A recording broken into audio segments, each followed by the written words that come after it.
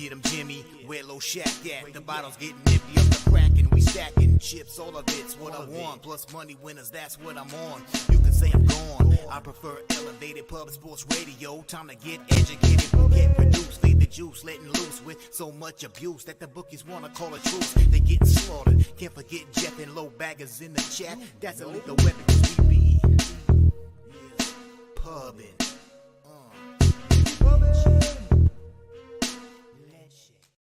What up, cappers, gamblers, punters, hustlers, low baggers? Happy Wednesday, August 10th to all of you. Thank you for watching Betting with the Bag right here on Pub Sports Radio. I love these Wednesdays, afternoon action, ready to attack this board. And we have a great show for you guys. We have the hosts of the 3 MLB shows on our channel. So Jose, Bouquett, and Sharpie will be joining us to attack all this afternoon goodness. Coming off of a rough day, 3-5 down 2.55 units. Disappointing. Toronto, Baltimore, first 5 under 4.5 was a casher. I should have just taken Bradish and the Orioles first 5. I told you in great detail how I just expect him to be bet on, and the stats that he has shown season long should be put a line through and just focus on what he's done since he's been called back up from the minors. But didn't. Tigers first 5 plus a half. 0-0 going into the 5th inning. But did not take care of business there. And Noli's belief in Shane Bieber is just, bang on, as always, with Noli. Washington Cubs first 5 under 4. I felt like I was in a good spot for that. That lost. Texas Houston first 5 under 4. I knew right away I was screwed. Same with St. Louis, Colorado under 11. And then LA Oakland. Look, I thought I was going to catch that first 5 under 3.5. But, 3 runs in the 5th screwed me. San Diego, San Francisco over 7.5. I was fortunate with a nice 9th inning. And the Yankees, Seattle under 7. Just expecting a bounce back performance from Garrett Cole. Was bang on and feeling like Castillo would have a little bit less pressure on him, even though it's his home debut, but compared to what it was like in Yankee Stadium for his first start as a Mariner. 3-5 down 2.55 units. Disappointing. We're having a huge second half, and that did not help. I made 5 bets on this card today. I want the over in San Francisco, San Diego. The market's moving towards the over. I just feel like when the lineups are announced, there will be some missing pieces, and I'll get a better number. So I'm taking that risk. I have not bet that yet. I'm going to wait to get a better number. And that is the plan of action. It's great to see all of you guys. Also, our friends and family parlay cashed again. I did not bet it. And I know Jose bet it. And look, if we've hit 2 in a row, look, if we keep hitting these 5-1 parlays, I'll start betting them. I'm not going to tell you that I bet it when I didn't. Fuck, I didn't fucking bet it, man. And it's not that I don't have faith in us. But I didn't. You have no faith or friends or family. Look, I didn't bet the fucking parlay. I look, if we keep cashing the way we're cashing with these friends and family parlays, I'll start betting them. I just fuck. What do you want me to tell you? You want me to pretend that I bet it and I didn't? I didn't fucking bet it, man. And I know a bunch of you guys did. And okay, you've piqued my interest now when we've hit back-to-back 5-1 friends and families parlays. All right, shout out to all the cappers in the chat. We got Vipe in the house. Has got clapped yesterday. Shake my 0-2. No plays yet. Going to cap with everyone. Then fire so I don't get cooked again. There's Ryan Mueller in the house. Fireside with us. His family and friends parlay hits the over in the 9th inning. The Braves win in extras. Went to bed thinking there was no way, especially with how nuts the Boston crowd was. There's LJ from H-Town. I can't, when I tried to copy and paste your action, it wouldn't give me the arrows. But I know here, and I can talk about it here. Mets team total over 5.5. Colorado, St. Louis first 5 over 6. Arizona first 5 minus a half. Rays, Brewers first 5 under 3.5. Astro team total first 5 over 2.5 for LJ from H-Town. There's Nutflush Allen ready to get to work. Nutflush Allen was pushing us just to focus on team totals. And again, his look on every single time the San Francisco Giants take a lead in the game against a good opponent. Live bet the opposition, and that worked again for Nut Flush. Also, his call on the Rockies team total over was a thing of beauty. Mike M in the house. We got Lit Picks, Ronnie Imbergia. Stella Girl says, back from 3 days of business in a non-sports betting state. Ready to dive back in and get busy day. I love it. B-Lab 1-0 yesterday. Like the under in the Yanks game already, but when Jimmy said all the sharp money was on it, I knew it was going to cash. I was confident in it too. I probably should have doubled up with the first 5 under as well. Slatsy coming off a 1-1 day says MLB Braves tonight versus Red Sox and Pavetta, who's 0-3 with a 9.38 ERA in the last 5 starts. He does not look good. Johnny Guns coming in with a 6-1 day. Yeah, boy, Johnny Guns. Get the fucking money. Saturated says, sorry about my blind spot for the Cubbies. Oh, nothing to say sorry for. There's Cashman 19 coming off a 4-1 day himself. Bet Atlanta live plus 110 as well. Beautiful. Nutflush sides that you should have made 2-1. Remember what we talked about when Giants? Yes, I mentioned that. Absolutely. It's great call. Christopher Comentini, G. Martinez, Mike M. Rangers first 5 was such a bust. Perez was sitting on 50 pitches in the 15th and pulled up his nuts and mine. I get it. 13 units up for Fireside. Jesus. Nice job, man. Nice job. There's Isaiah ready to get to work. Guillermo Zertucci, Jay Peasy, Ron Crawford. And Matty Ice says, I will never bet a game Boston plays in again. Ever. So, that was a tough first 5. It was a tough first 5. Mike M says 3 local books. None allow me to do team total or no run first inning bets and parlays. Oh, that sucks, Mike. That does suck. That sucks. There's our guy Coin in the house. Spreadsheet play today. New York Yankees. Spreadsheet play today is the New York Yankees. Matty, I'm saying hopefully you all tailed Ron Crawford first full game and not my first 5. Look, bothersome. Bothersome that you didn't cash. I get the whole idea you guys had of putting your foot on the throat of the Boston Red Sox. So I completely get it. All right. And don't forget, we have huge announcements for football. And we're so close to announcing them. We are so close to announcing. This is going to be the most exciting football season of my career. What we're doing is made me very, very, very excited. New shows, new blood coming into to the Pub Sports family. So there's a ton of exciting stuff that we are going to be talking about. Rodney Barton, Christopher Comentini says no respect for Jose Wilding Bouquett. No, I have a ton of respect, man. Look, what do you want me to tell you? And I fucking 8 bets at $150 a pop. And obviously, if I had to put even just $100 on that parlay, I would have been in the black. And I didn't do it. And we've cashed twice in a row. Look, I guess the proof is in the pudding, you know. There's Rob McMahon there, DX Filer, J Dub, Jeffrey Blue, Yenny Toon. Says, can't wait for your CFL actions. You dropped mine late last night. Okay, good. I'm going to take a look and see what you got up your sleeve. There's Jacksonville Zoe, already just thinking about football season. Same with Clint, started the Die Hard MMA podcast. I'm telling you, this is going to be by far the most exciting NFL season I've ever been a part of in my career, with the changes that Jeff is putting into sort of our how we do things here. A lot will be similar. The only thing that will be similar, really, in our whole entire football landscape, including college football, the only thing is our Monday NCAA football show and our Saturday morning football show, and then I guess our Sunday morning football show. Other than that, we have 7 new shows around football that we can't wait to talk about. Can't fucking wait to talk about. All right. Let's get to work right now. Can you both do well? Joe Yervison, can you both do well in MLB at the same time? Of course they can. Yanni Toon said this is a nightmare watching the Yankees in extra innings.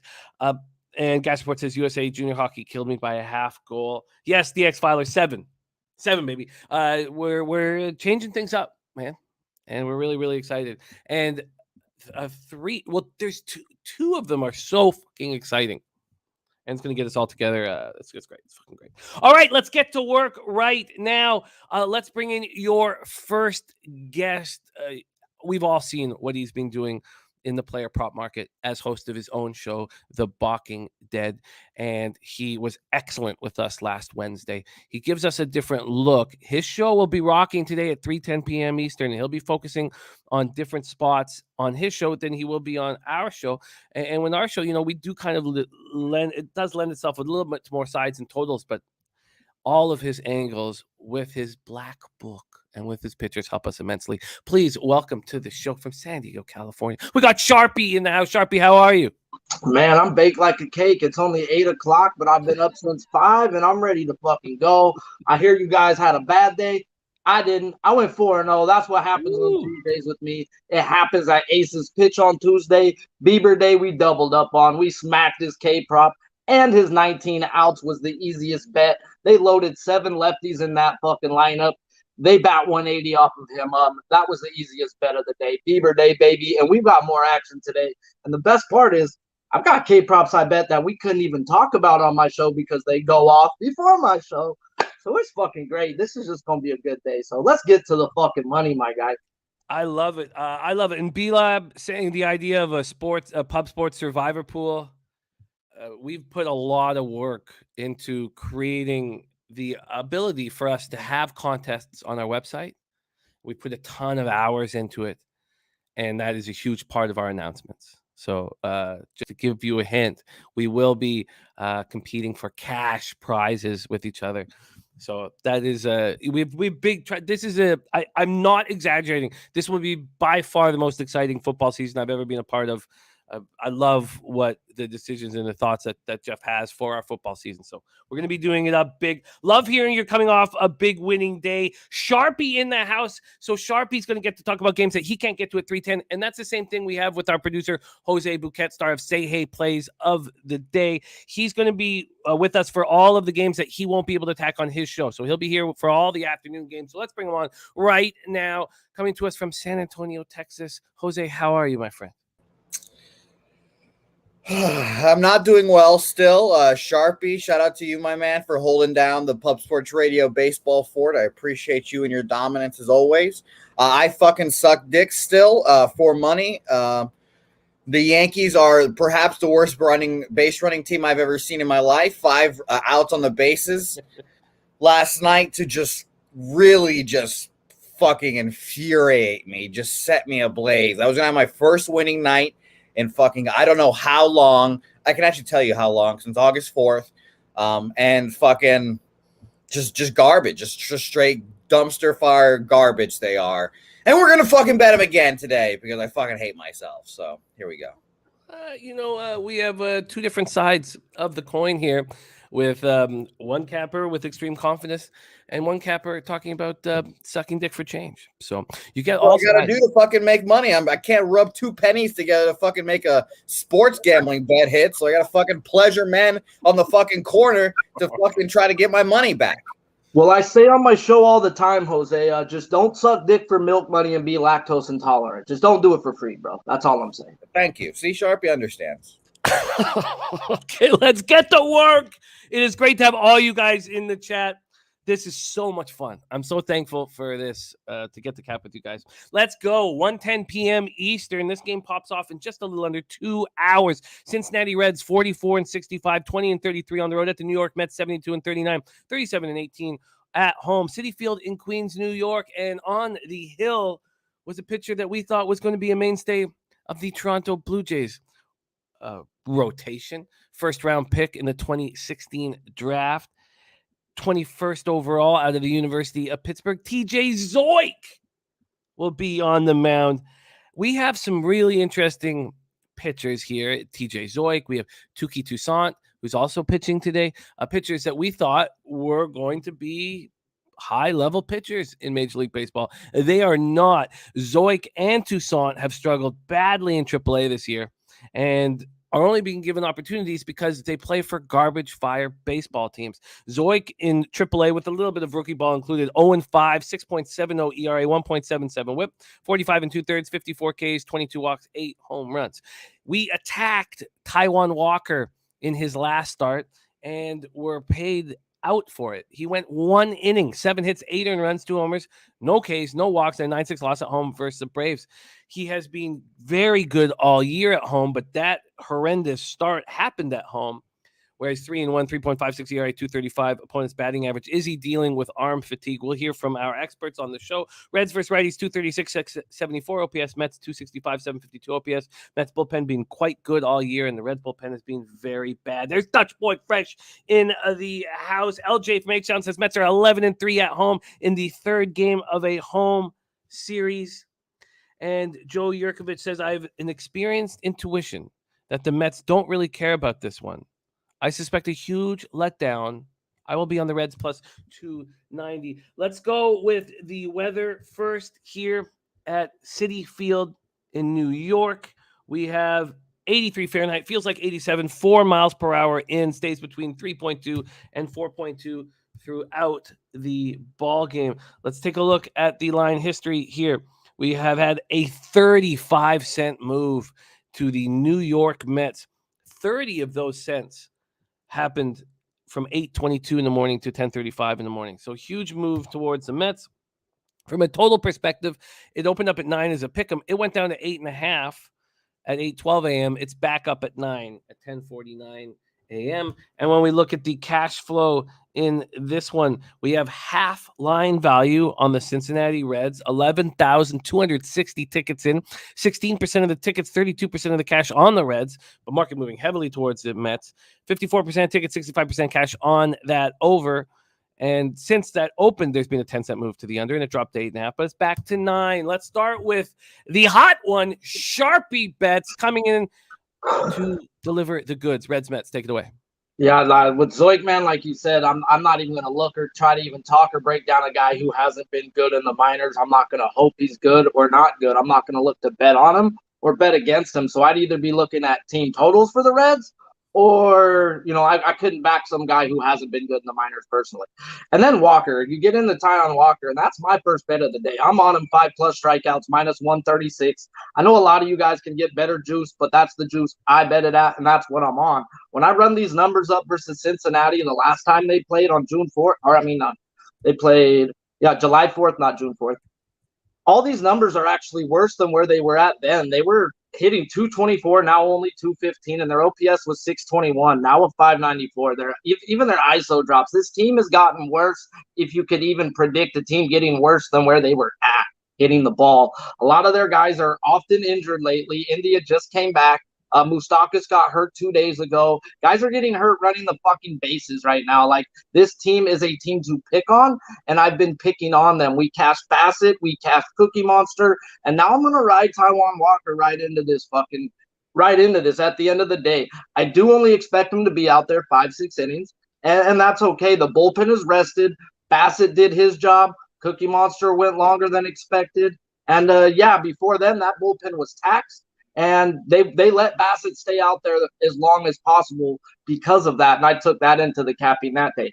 Last week, I stayed off Taijuan Walker. I said he could get his K-prop, but he's going to get the shit kicked out of him. I don't like to run K-props where I think a guy could get the living dog shit kicked out of him. That ain't fun to me. Like, that's not a good bet in my eyes. I like to bet guys that are going to be out there, dominate the fucking game, and fucking strike you out. I know that might be asking for a lot, but that's what I'm looking for. And in this game, there's nothing in the numbers that tell me Taijuan Walker is going to get hit today. Other than last week, he hasn't given up 3 earned runs or more. He hasn't given up more than 3 earned runs in his last 9 games combined. So Braves got him with the fucking due. I expect this guy to bounce back, go 5 to 6 innings like he's done the last 10 games before last week. And he's got the right team to do it against. So I'm on his K-prop 5+. 5+ and over 5+ Ks. And what was the juice with that, Sharpie? Minus 136, but I know guys who got plus money on it, but I bet minus 136. Yeah, I got a screwed book, bro. I'll bet what I got to bet, but I don't look and search for the best lines. I just give out my bet. Yeah, no, I respect that. I respect that. There was a question in the chat from Fireside. How do the Mets hit in day games? In day games, Mets are ranked 9th in MLB, hitting 249 with a 719 OPS in day action. Let's go over to Jose Bouquett, Reds Mets. What do you think here? You know, if I wasn't in the coldest streak of my season so far, I'd definitely be on Reds first 5 money line here. Like Sharpie mentioned about the bullpen being rested, that immediately takes me off a full game money line because I was hoping earlier in the season that the Reds would be able to take advantage of perhaps a tax bullpen, but Chris Bassett and Cookie Carrasco made sure that was not going to happen. So if I'm taking anything, it's Reds first 5. TJ, by the way, this just shows how the English language is fucked. That's Zoik, Zeu. Fuck that, man. AAA is, and I'll say this: I looked at his AAA numbers, and I was expecting worse. But you know, maybe it helps to go from one organization to the other, obviously, because he was with St. Louis for a little bit in AAA, 0-4 with 11 ERA there. Cincinnati now with their AAA system, and that was, by the way, in 19 innings pitched. He's at 22 and a third innings pitched now with a 3 ERA, a 3.63. So, sure, we'll take that. His last 2 appearances, 7 innings, 3 hits, 2 runs, only one of them earned, 12 Ks, no walks. Pretty surprising there. So I would take the red side here. Obviously, you guys know how I operate. But ultimately, I do think that Taijuan Walker is going to pitch a lot better today. It's kind of like the Garrett Cole thing from last night. Garrett Cole, obviously a good pitcher. He got bombed off of against the Seattle Mariners, had a bad inning, and came back and pitched well. Taijuan Walker, obviously, you know, maybe the Braves are a little better than the Seattle Mariners offensively, but I do expect them to pitch better here, and that's not hard to say after just 1 inning of 7 hits, 8 earned runs there. So I do expect the Mets to win this game, but I would take Reds first 5 money line to feel something, but I'm not official here today. Interesting breakdown. I love the Zoic breakdown of his minors here. Coin says Cincinnati could be looking forward to the Field of Dream game tomorrow. That's an interesting angle that I didn't. I bet you they're not looking forward to that fucking travel because they got to take a bus and a fucking plane to that bitch too. So I don't know. Also, I like the idea that Taiwan's going to bounce back here. The K prop is 4.5 minus 120 in my book. We did find it for Sharpie at minus 105 over at Win. Thank you to Stella Girl for finding that for us. I think the idea that Walker will. I like the angle a lot from Sharpie because all you need is Taijuan Walker to bounce back. And he'll get 5 strikeouts. Who cares if he allows 4 earned runs? You know, who cares if they don't cover as a big favorite? You just expect him to bounce back after going 1 inning. And if you're worried about arm fatigue, well, he didn't throw very many pitches in that last start. So I like it. Interesting. I've not bet a player prop in any sport in over a year now. I've tried to drop it out. But you do what works for you. You know, Taijuan Walker is going up against a team striking out 28.1% of the time over their last 200 plate appearances. When I drop that through every fucking game he's ran up against, he has hit this number 5 out of 7 games. He's hit 5 or more, and he's averaging 6.8 in this spot. So this is just the spot that says play this guy, and more often than not, the book don't fucking lie, bro. I like it. Sharpie's on the board. 5 or more Ks at minus 105. Ick Schnizzle joining us from the land. We also have Julian Cesario coming to us from Los Angeles. The squad is here. Trans-Canada. Big Winnipeg Jets fan who is coming to us from Vancouver. All right, let's move on to the next spot on the board. At this point, that's the only angle that I find appealing is Sharpie's K-prop on Taijuan Walker. We move to 2:10 p.m. Eastern. The Tampa Bay Rays 58-51, 25-30 on the road at the Milwaukee Brewers 59-50, 28-22 at Homer at American Family Field in Milwaukee, Wisconsin. Imagine that it won't be too hot and the roof will be open, semi-open. 80 Fahrenheit, feels like 83, 6.3 miles per hour out to left center. Jeffrey Springs going up against Brandon Woodruff. Jeffrey Springs has been very good this year. 2.50 ERA, 1.08 whip, 83 Ks and 79 and a third. In his last start, he went 6 innings, 4 hits, 2 runs, none of which were earned, 6 Ks, no walks, and 6-2 win at Detroit. On the road, he's been good, 3-1, 2.68 ERA, 236 opponents batting average. And R2D2 Finland talking about parlays that hit. The World Junior parlay that R2D2 gave out in the chat cashed as well. Just a hell of a capper. A hell of a capper, our R2D2 Finland. Okay. Joe Yurkovich says, I am going back to the Rays. Team total over 3.5 at plus 115 to touch Brandon Woodruff, who maybe doesn't look quite as dominant of late, but God, his numbers at home are very good. 5-0, 2.08 ERA, 174 opponents batting average. He's just a very good pitcher. 104 strikeouts in 85 innings. Rays, 234, 681 OPS versus righties. They don't hit them. Brewers don't hit lefties. 222, 668 OPS. And the Rays bullpen's been very good all year, and the Brewers bullpen has been scuffling of late. I wonder if, watching Hader walk out the door actually did hurt their feelings or some shit, because they've not looked good since Hader left. Let's quickly pull up the line history, and then we will send it around the horn here. Line history-wise, in this one, we have this total opening up at 7.5. It did drop to 7 for a little while, between about 8:30 and 9 in the morning. It dropped to 7. It came back to 7.5. Once it was at 7.5, there was another push towards the under. So it's under 7.5 is at minus 125 at Bet365.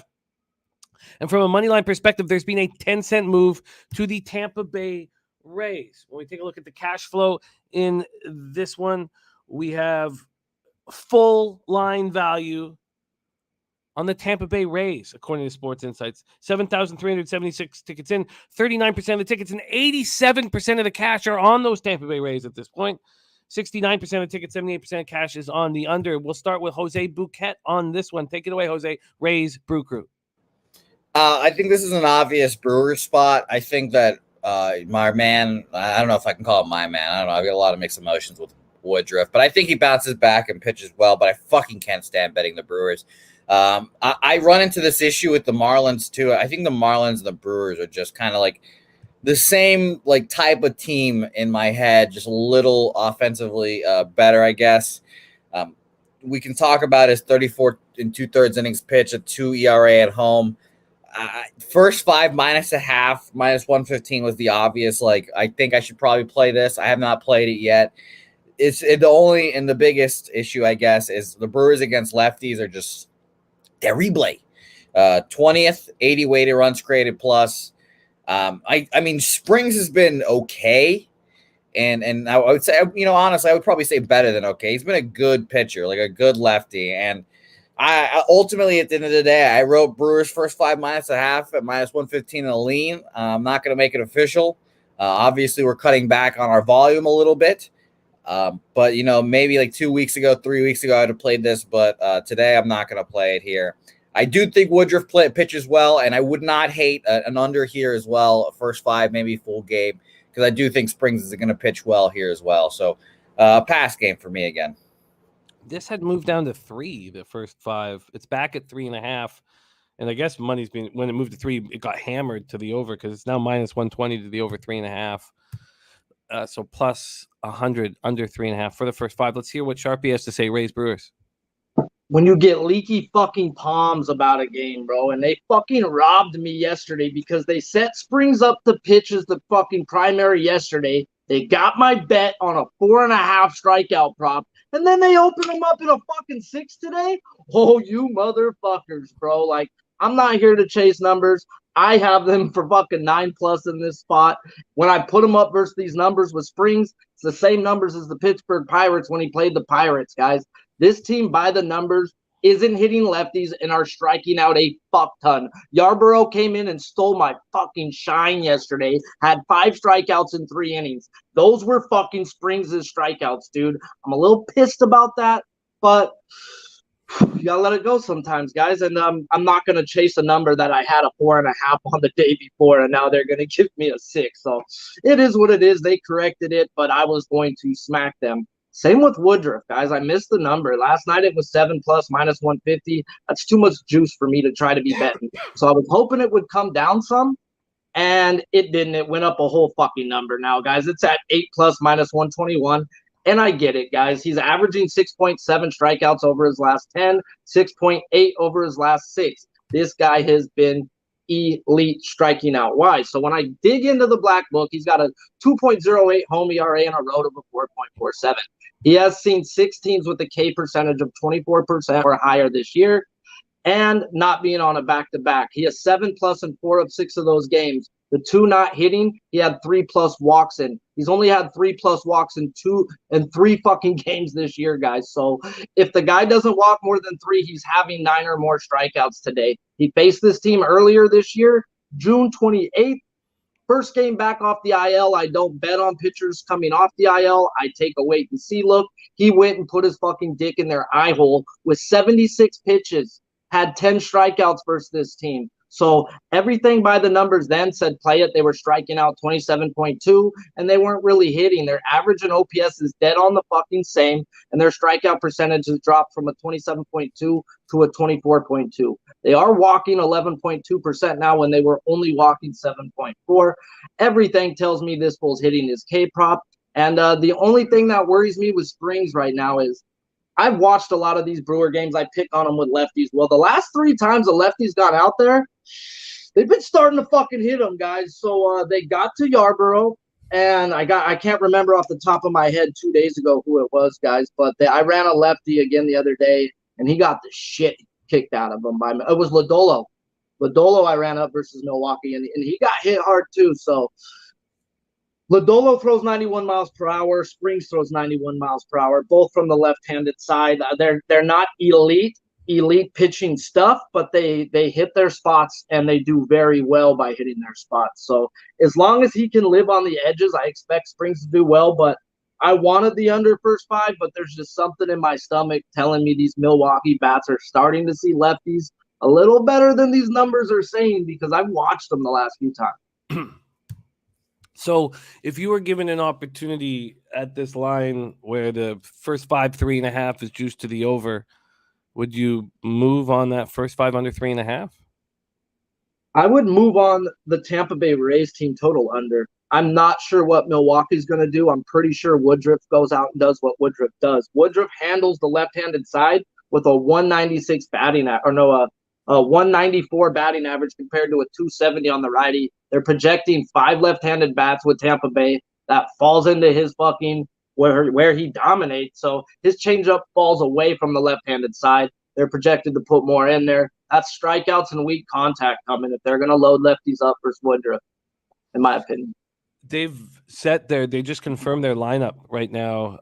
They've dropped in a couple switch hitters, I guess. So switchies or lefts? Well, they only have 2 lefties, Peralta and Lau, 1-3, and then Diaz, Paredes, Arozarena, Yu Chang, and Siri are the righties, and then Maya and Walls are the splits that are probably going to be hitting from the right side. So they switched it. The projected was 5 left, 4 right, so it's 5 right, 4 left. That actually plays into Tampa Bay. Tampa Bay's looking at this analytically. They're looking at what I'm looking at, the numbers. It's not always about putting a lefty versus a fucking righty. Like a lot of people thinks it's that fucking easy. No, there's some pitchers who dominate the left-handed side. Woodruff strikes out more batters from the left-handed side and a worse batting average from a left-handed side.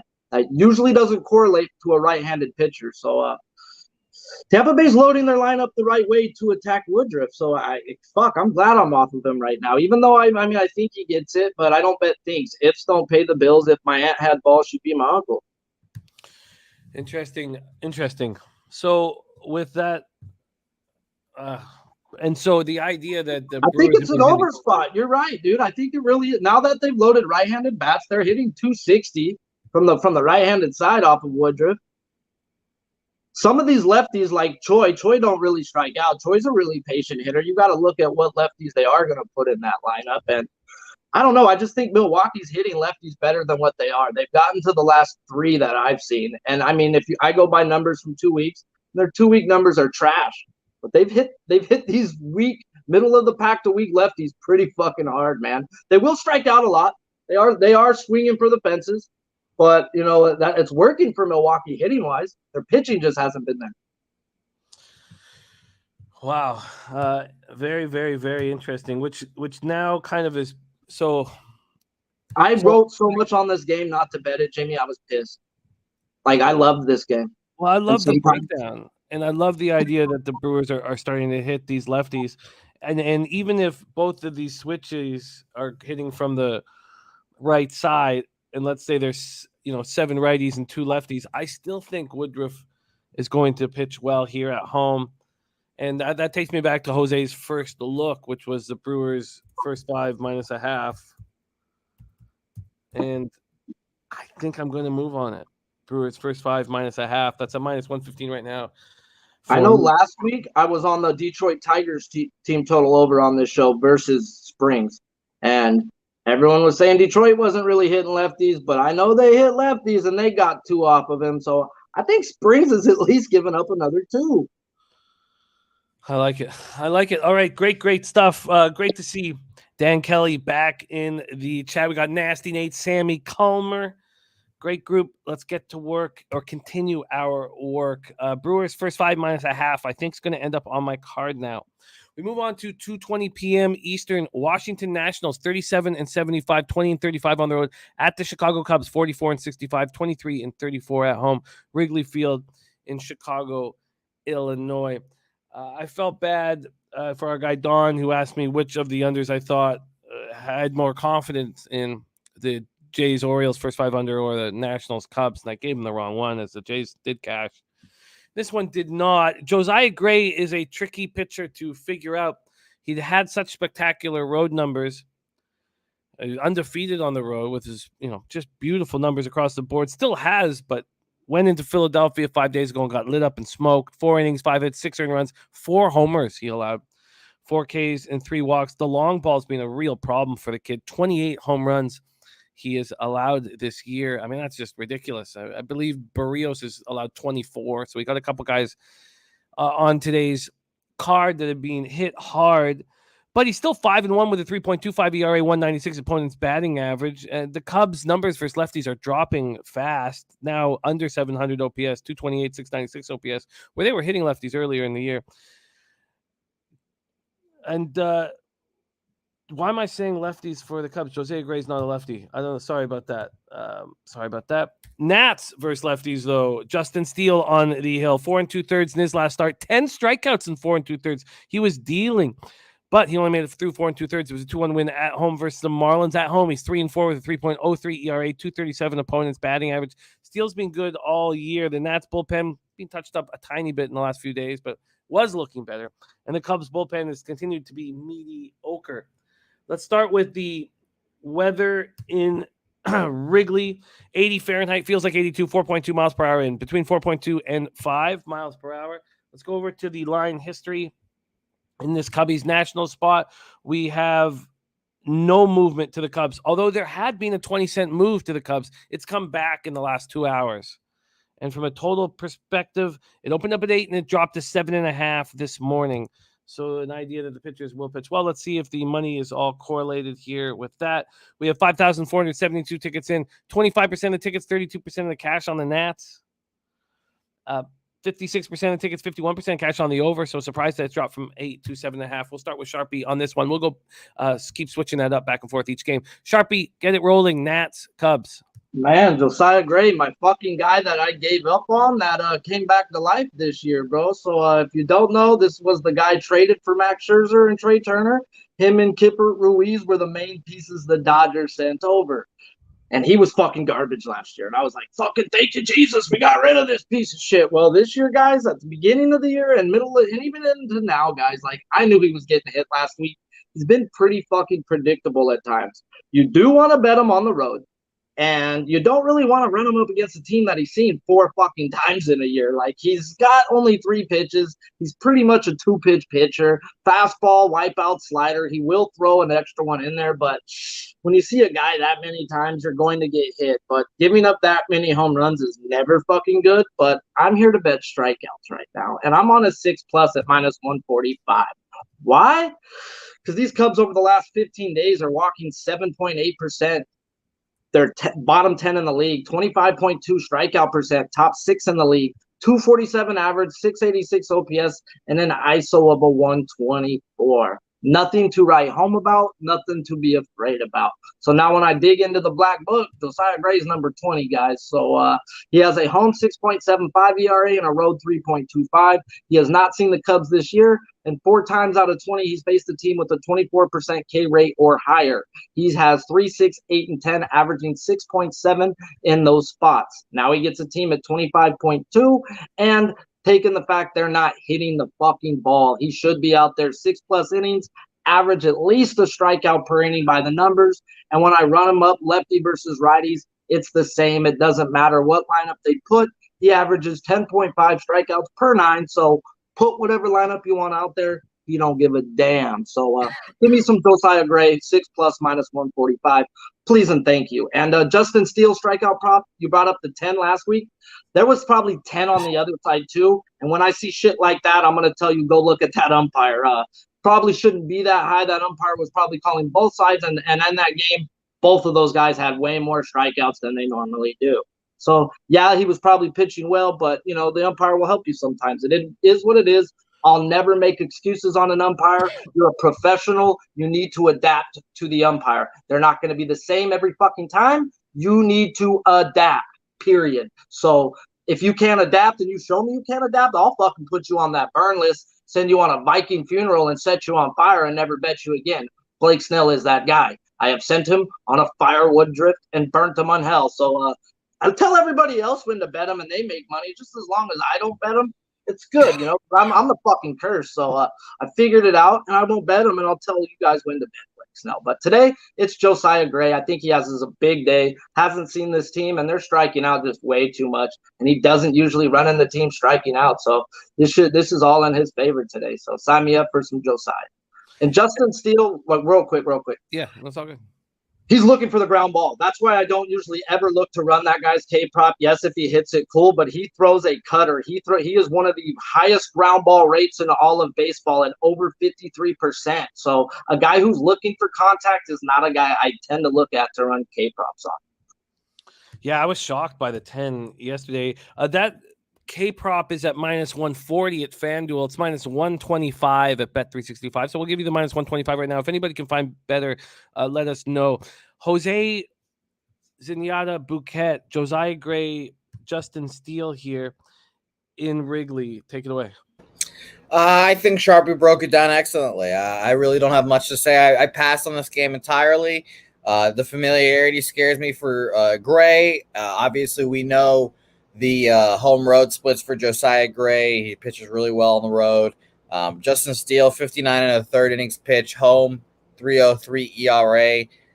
So ultimately, I passed here. Maybe a lean towards an under. My first look, of course, was Nationals here, but I ultimately passed. They're both 12th against righties and lefties too, since the All-Star break, which is pretty shocking to say about the Nationals. 108 weighted runs created plus and 110. So ultimately, nothing for me in this game. This is a tough game against two shit bum teams. Yeah, I feel like it's 50-50 tickets and cash really for the total, and yet they've cut it down to 7.5. It's makes me think that they're very concerned about the under, and they want as much over cash as possible. There's Tone Miggins in the house. Mike M. Pimp Slap play today is the Nationals' first 5 money line at +155. Pimp Slap going for a big score here. It makes me think these pitchers are going to be able to take care of business here. That's what it makes me think. So the first 5 under 4, it looks like I'll have to go back to the well of yesterday. I expect to roll with. I know that you're focused, Sharpie, on Josiah Gray getting strikeouts, but do you see him with and I know if you get strikeouts, it helps, but do you see him pitching well here in Chicago from a, first 5 situation? Because he's allowed 10 earned runs in his last 9 innings. He's allowed 13 earned runs in his last 14 innings. He's allowed 18 earned runs in his last 19 innings. Now that's against the Mariners. When I look at the same games that because I got I have him written down every fucking game the last 2 weeks numbers to every team he's played against. And when he goes up against the team with an ISO of 130 or less, 3 of 4 games he's held that team to 1 earned run or less. There's only one time where he got hit where a team wasn't hitting who hit him. That's the perfect answer. Okay. Makes me think that I should move on. There's our guy, Big Show Picks in the house. Alex Hills, great to see you. Alex Hills, we can't wait to tell you about our NFL and NCAA coverage this year at Pop Sports Radio. It's going to be I think maybe tomorrow. Definitely this week. Okay, let's move. Jose, you're not moving on this Nats Cubs, 2 shit bum teams. You want nothing to do with it. Exactly. Okay. All right, we move on to 3:37 p.m. Eastern and the return of Touki Toussaint.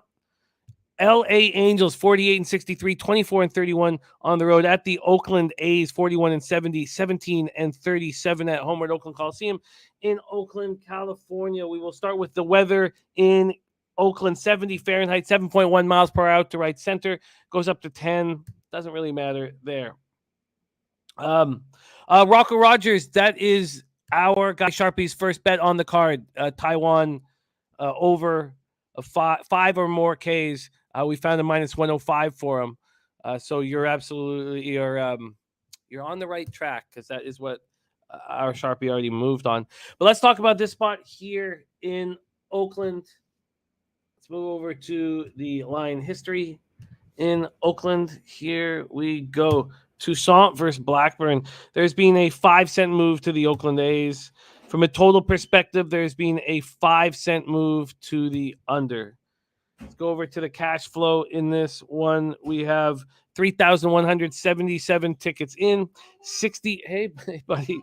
60% of the tickets, 78% of the cash is on the Oakland A's. Just a 5-cent move towards them. Then 31% of the tickets, 57% of the cash on that over. So bigger bets coming in on the over. Let me just go back to the total again. And then we've had a 5-cent move to the under. Interesting. Touki. So the Braves traded Touki to the Angels for cash considerations. He's not been good in the majors. And with a decent sample size, 145 career innings, 5.46 ERA, 5.37 FIP. This guy was a top 100 prospect in Baseball America year after year. In 2019, he got down to 53rd ranked. And this is his first start with the Angels. In AAA this year, he's 2-2 with a 5.80 ERA, 1.57 WHIP, 31 walks in 49 2/3. In the majors, he's thrown 8 1/3 innings, 9 strikeouts, 7 walks. Clearly, walks are a big problem for him. This is his first start of the season, but he's had 2 appearances for the Angels. His last one was at home against these A's. He went 4 1/3, 2 hits, and 2 earned runs. Paul Blackburn has been a wild pitcher to cap. On the road, he's been very good. First 5s, he's been very good. He's made a ton of people cash. At home, he's 1-5 with an 8.31 ERA, 317 opponent's batting average. But the Angels are hitting 232, 697 OPS versus righties. A's 214, 618 OPS versus righties. And both bullpens have been a little better of late, but been poor this year. We'll start with Lamb Chop, Bouquett, Angels, Athletics. Take it away. Hey, you got to call him the Blackburn Whisperer, bro. Like, this led right into him. This is, I know this from last week. This is dude. Well, I'll say I think it's over in this game. I'm glad that the bigger bets are coming on the over, and that's what I'll officially make on the show. First full game over, 7.5. First play of the fucking show. Come on. How about we have a fucking winning day for once? By the way, if I have another losing day today, I'm absolutely getting a haircut, and I might shave my fucking head if it gets bad. But I don't trust Touki. At the end of the day, his last appearance was against Oakland.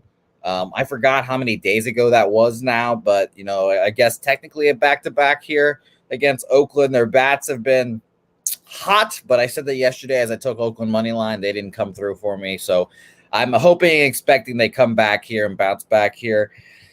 Paul Blackburn, we know the home road splits. This is our new Tyler Mahle this year. It's pretty funny. Home, 39 innings pitched, 8.31 ERA. Away, 72 1/3 innings and a 2.12. They know it as well as we know it. Is it a fact that Paul Blackburn just likes pitching in front of crowds? I guess so. I don't know, but over 7.5 just seemed like the easy thing for me here. Obviously, the Angels lineup is terrifying. If it's not Ohtani, who's it going to be? But we got it. 20th, 99 weighted runs created plus. Over 7.5 and minus 106. Interestingly enough, Circus moved it to 8. Circus moved this to 8, and it's just plus 100 to the over, minus 118 to the under. 7.5 at -106 available at Pinnacle. Let's hear what Sharpie has to say. Tukey on the hill for the Angels. I got a lot to talk about, and it's probably going to go a little off topic because that could happen with Sharpie sometimes. But the guy's name's Tukey, okay? And now he's in Oakland. Do you know where that name Tukey came from? Let me tell you. That was the leader of the Crips. The very first Crip was named Tukey, okay? Happened to be from Los Angeles, okay? Happened to be now we're in Oakland. Did the kid just come back home to daddy's stomping grounds or not? I don't know. Might be, but this is a guy I love to fucking bet on. Wild thing or not, this fool strikes people the fuck out, okay? There's not every day we get a little Tukey Toussaint. And I think I ran him plenty of times last year, and the times I was able to. Now, did he get the living dog shit head out of him a lot? Yeah. But did he end up with like 8-9 strikeouts every game? Yeah. And I'm not here to bet ERAs, and I'm not going to go balls deep on a guy who hasn't been that good, but I am going to put a half unit on his 5+ at -122. For those out there, like, this guy has wicked fucking shit. He does throw 97+. He's wild as fuck. He's either not going to hit it or he's going to rape his K prop. So if you're looking for a little ladder today, this guy can either fucking blow your house down or climb you to the third fucking floor. So he's fun to watch. He's got electric shit. It's just he's never been able to put it together. Yeah, he's never been able to put it together. Interesting.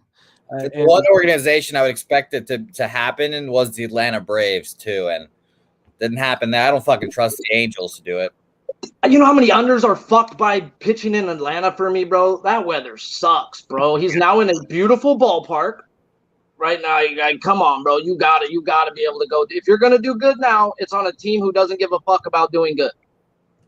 My scenario or my reasoning with just like coaching, I guess, like thinking about like, do we really expect the Los Angeles? I mean, who have the Angels developed in the last like 10 years? I don't know, like Reed Detmers. You know, was Jared Weaver homegrown? I'm not sure. So in the year 2020, Jose, they drafted 21 pitchers with every one of their draft picks, hoping to hit on one. That's how bad they are. Yeah, the no-hitter. Shout out to the no-hitter draft. Shout out to them. But I mean, it's over here, and if I had to pick a side, it's definitely Los Angeles too.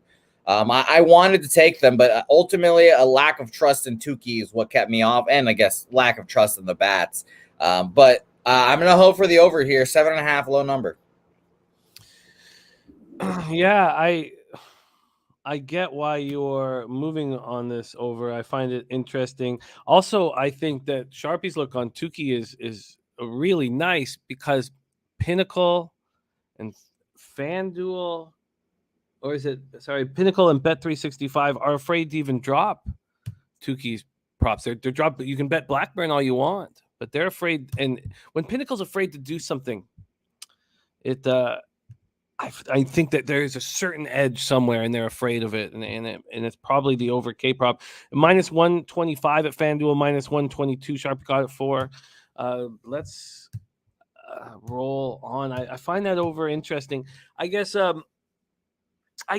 the possibility that Blackburn deals is. I mean, I'm not going to make it official because it's only a half unit, so I'm only going to make my unit plays official just for the show, Jim. Just to let you know.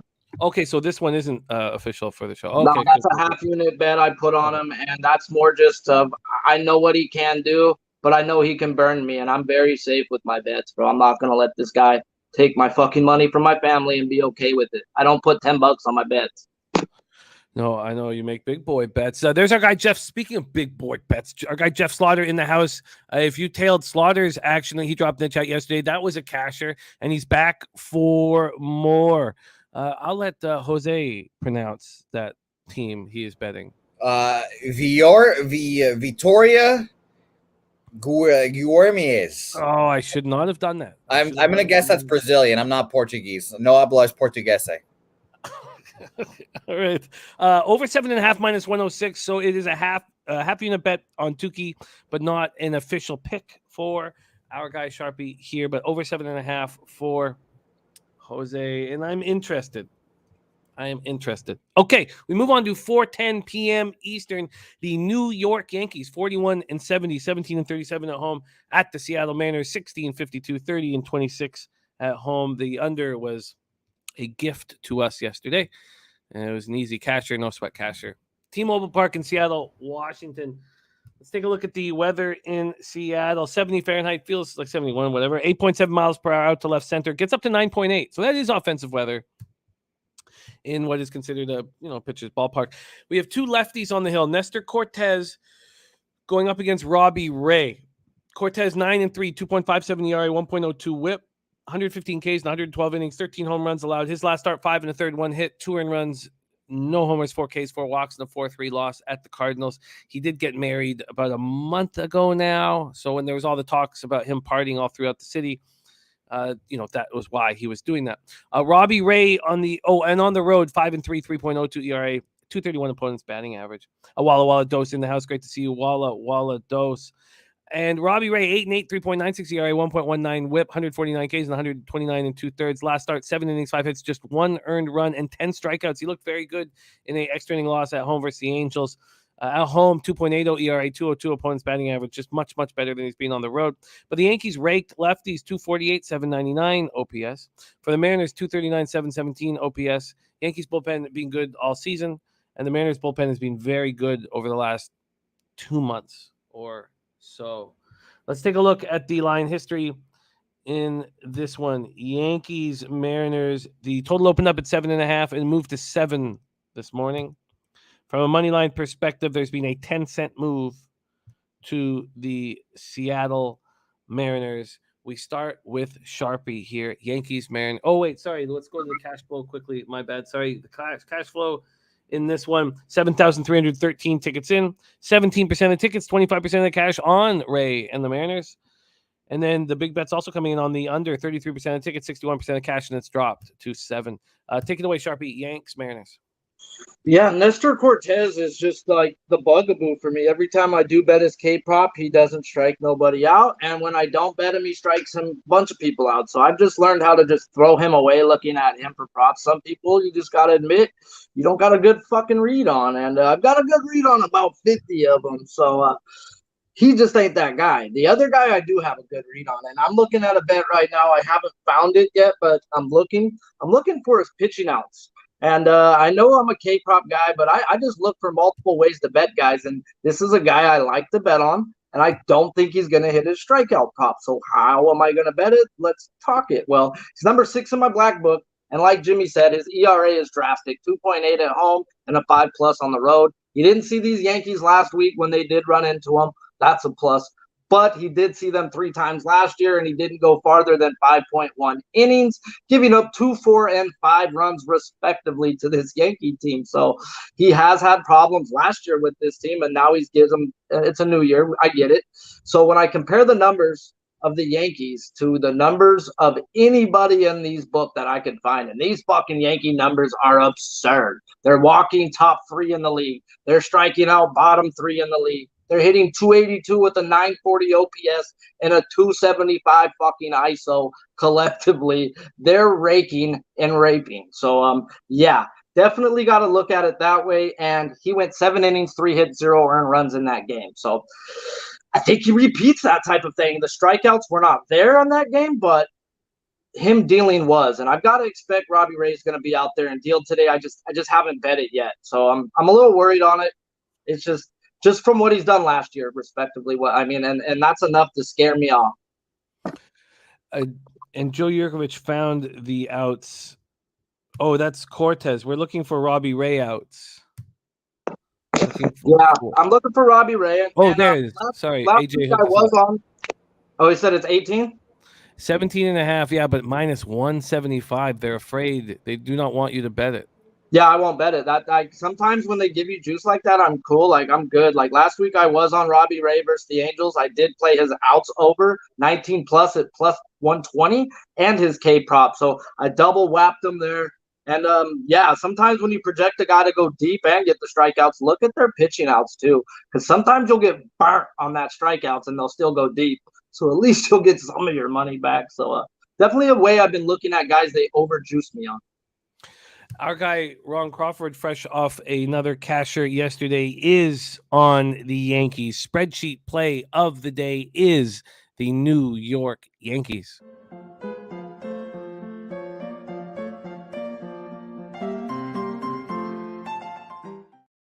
Let's hear what Jose has to say about this spot. Interesting. Yankees, Mariners, take it away. I think Sharpie did a good job reminding everyone about Robbie Ray's stats against the Yankees last year: 0-3, 6 ERA. And truthfully, I think I'm going to value or weight those numbers a little higher because that was Robbie Ray last year. Peak, like we might be able to say this now. That was probably Robbie Ray's best season ever.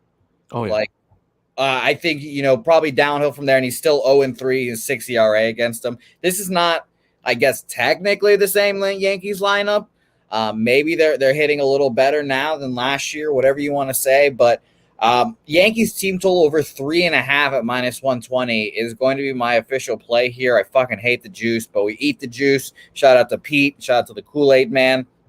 But I wanted to take the full game over here, and Nestor is one of those guys that I also have trouble with as well. I've been keeping an eye out on pitchers with the innings counts getting so high or higher than their career average or career high, excuse me. And Nestor's one of those guys, and I've been watching him. We'll see what he does, and I think perhaps he might be one of those guys that is not affected by it because he's not throwing fucking 98. He's not gassing you up with just gas balls. He's a little, I wouldn't call him a modern day Johnny Cueto, but just based off all of his herky-jerky wind-ups and stuff, he's trying to emulate that vibe. And I guess, closest thing to what we have now. So ultimately, maybe he's not going to get affected by all these innings pitch. Who knows? It's still early, but I do think that Robbie Ray gets crapped on here. So give me Yankees team to over 3.5 at -120. I also do not hate a 4 here at, let me double check here. Seattle Mariners team Yankees is 4, my +110 for me. I do not hate that. But as said several times on this show, I'm pussy and I'm terrible right now. So I'm just trying to hit a layup. Just want a layup. Want an easy J. And hopefully the Yankees do that for me today after their shit bump performance yesterday. Yeah, and I can understand not wanting to put too much into the 7 innings, 10 Ks against the Angels. The Angels they're not the New York Yankees. We found you that team total over 3.5 at -116. We talked about the weather blowing out pretty briskly for this, pitchers ballpark and T-Mobile. Joe Yurkovich saying ballpark pal, giving it +9% for home runs, +9% for home runs today at T-Mobile. One note that I do have on Robbie Ray is the Houston Astros, okay? And I know to fade him versus the Astros, and if you take out the last 3 games versus the Astros, he hasn't given up more than 3 earned runs in 9 fucking games. So do take that. I mean, the dude has been pretty fucking good the last 10 games, other than the Houston Astros. It is a good point because the Astros have just destroyed him. And then he bounced back nicely against those. I mean, it's tough. I mean, obviously the Astros are the best team in the American League. I think a team that owns him just outright. I think I'll always just bet the Astros against Robbie Ray, which is very funny. But, this is going to hurt me to say. The Yankees are really good. The Yankees are really good. And if you want to call them the second best team in the American League, I'll argue with you, of course. But it's a popular opinion. And, if Robbie Ray can't pitch against the 2 best teams in the American League, it wouldn't come as a shock to me. 10-cent move to the Mariners. When he dealt versus the Boston Red Sox earlier this year, they were batting .310 with a .978 OPS off of They were crushing lefties, bro.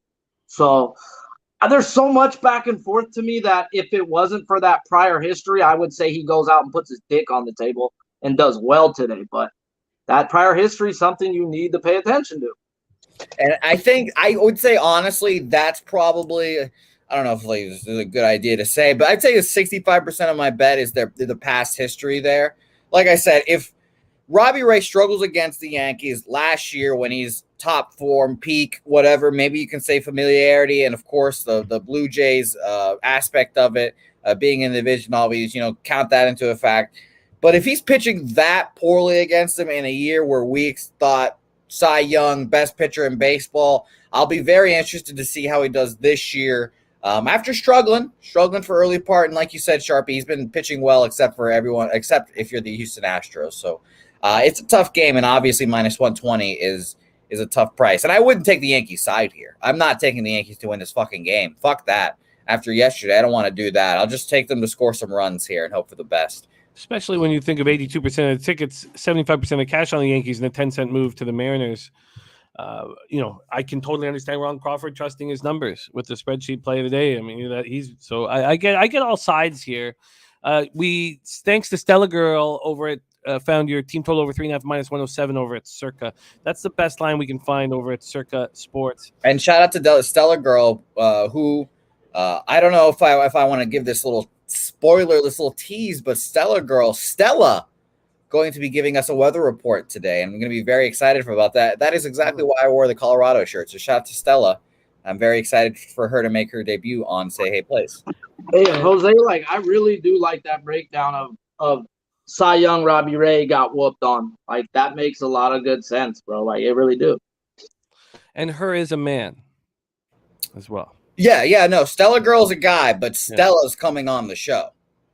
Oh, his sweet, his dog. Yes, Stella's going to give us the weather. Jimmy, come on, dude. Stella the dog is going to be giving us the weather report from Colorado today. It's going to be a very in-depth weather report. And, I'll say this. Dogs have more senses than humans, so Stella will be able to give us the lowdown on the weather. So thank you to Stella, and I'm very excited for that breakdown today. Stella says, I'm a dude. Stella's a doodle. Okay, we move on to Giants, Padres. I want the over. Market has moved to the over. I do think that the more familiarity you get with the bullpens throughout a series, I think that numbers go up. I also think we're going to get a better line as soon as the lineups are going to be announced, because I don't think all the big bats are going to be in these lineups. Eric Jones going with the under 9 here. And I want this over 8.5, and I want it at a cheaper price. So I'm waiting for the lineups to be announced and keeping an eye on the market. Let's start with the weather in San Diego, and it is hot in San Diego. Hot for a place that's known for its mild weather. I want to rip my shirt off hot right now, Jimmy. 100 degrees type weather. Wow. Wow. And it's also humid. I mean, it's just crazy. This is just unlike San Diego, It sprinkled the other night during the Padre game, bro. We've had 3 rainouts in the history of baseball in San Diego. It don't rain here. Wow. It's wild. So I don't remember all year seeing feels like and temp being different in San Diego. 84 feels like 87 at first pitch, 8.3 miles per hour left to right. But this is offensive weather in a ballpark or with the marine layer and all the things that are tied to Padre unders. So we're at Petco here for Jacob Junis for Sean Manaea, 2 pitchers I do not trust. I do not trust either of these 2 pitchers, and I want to go over the total. It opened up at 8.5 and it moved to 8. The first move on this total was towards the under. That does make me a little nervous. That clearly is, I always consider the early money sharp money. Then it went back to 8.5. And then at 8:55 this morning, clearly a big bet came on the over because there was a 15-cent move from 8.5 at minus 105 to the over to 8.5 minus 120 to the over. Let's take a quick look at the money line here. A 10-cent move towards the San Francisco Giants. And that kind of threw me for a bit of a loop. I wasn't sure if I should say, they think that Jacob Junis is going to have a nice start, or they think that Sean Manaea is going to get touched. Let's go over to where the cash is here, knowing that this is where the market has moved. Here we go. We have 6,481 tickets in, 28% of the tickets, and 71% of the cash are on the San Francisco Giants. That's a ton. And a 10-cent move towards them. Then 49% of the tickets and 63% of cash on the over. And I do like that over. Junis on the road has been very, very good, and I don't believe it. 1.78 ERA, 189 opponent's batting average. He's coming off a 5-3 loss at home to the Dodgers. He only made it through 3 2/3 before that. unbelievable baseball team got to him. You know, when I told my dad my post All-Star break record a couple days ago, he goes, "Well, the Dodgers have a better winning percentage than that." I was like, "No, they don't. I'm 36-15," and he was right. They have a better winning percentage than me when I was 36-15. I've got beef with your dad too, by the way. I've got fucking major beef with your dad. We ain't losing, bro. We don't know how to lose.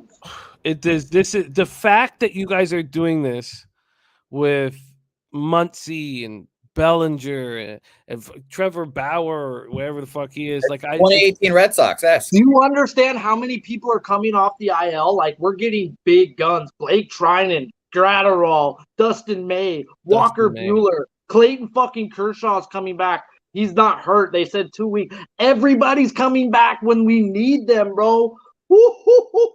It's astounding how good you guys are right now. It's the best I've ever seen the Dodgers, and we've seen some really good Dodgers teams. Sean Manaea does not look good. He got touched up, 8-1 loss at the Dodgers. 4 innings, he made it through 10 hits, 8 earned runs, 4.74 ERA now. At home, he's a little better, 4.35 ERA, 246 opponents batting average. A little better. The Giants hit lefties, 245, 749 OPS. But is this going to be a lineup, a strong lineup? I really want to see the lineups here because I just know I'm going to get a better number. I know there's going to be pieces missing. The Padres versus righties, 241, 699 OPS, but I believe those numbers will improve quickly.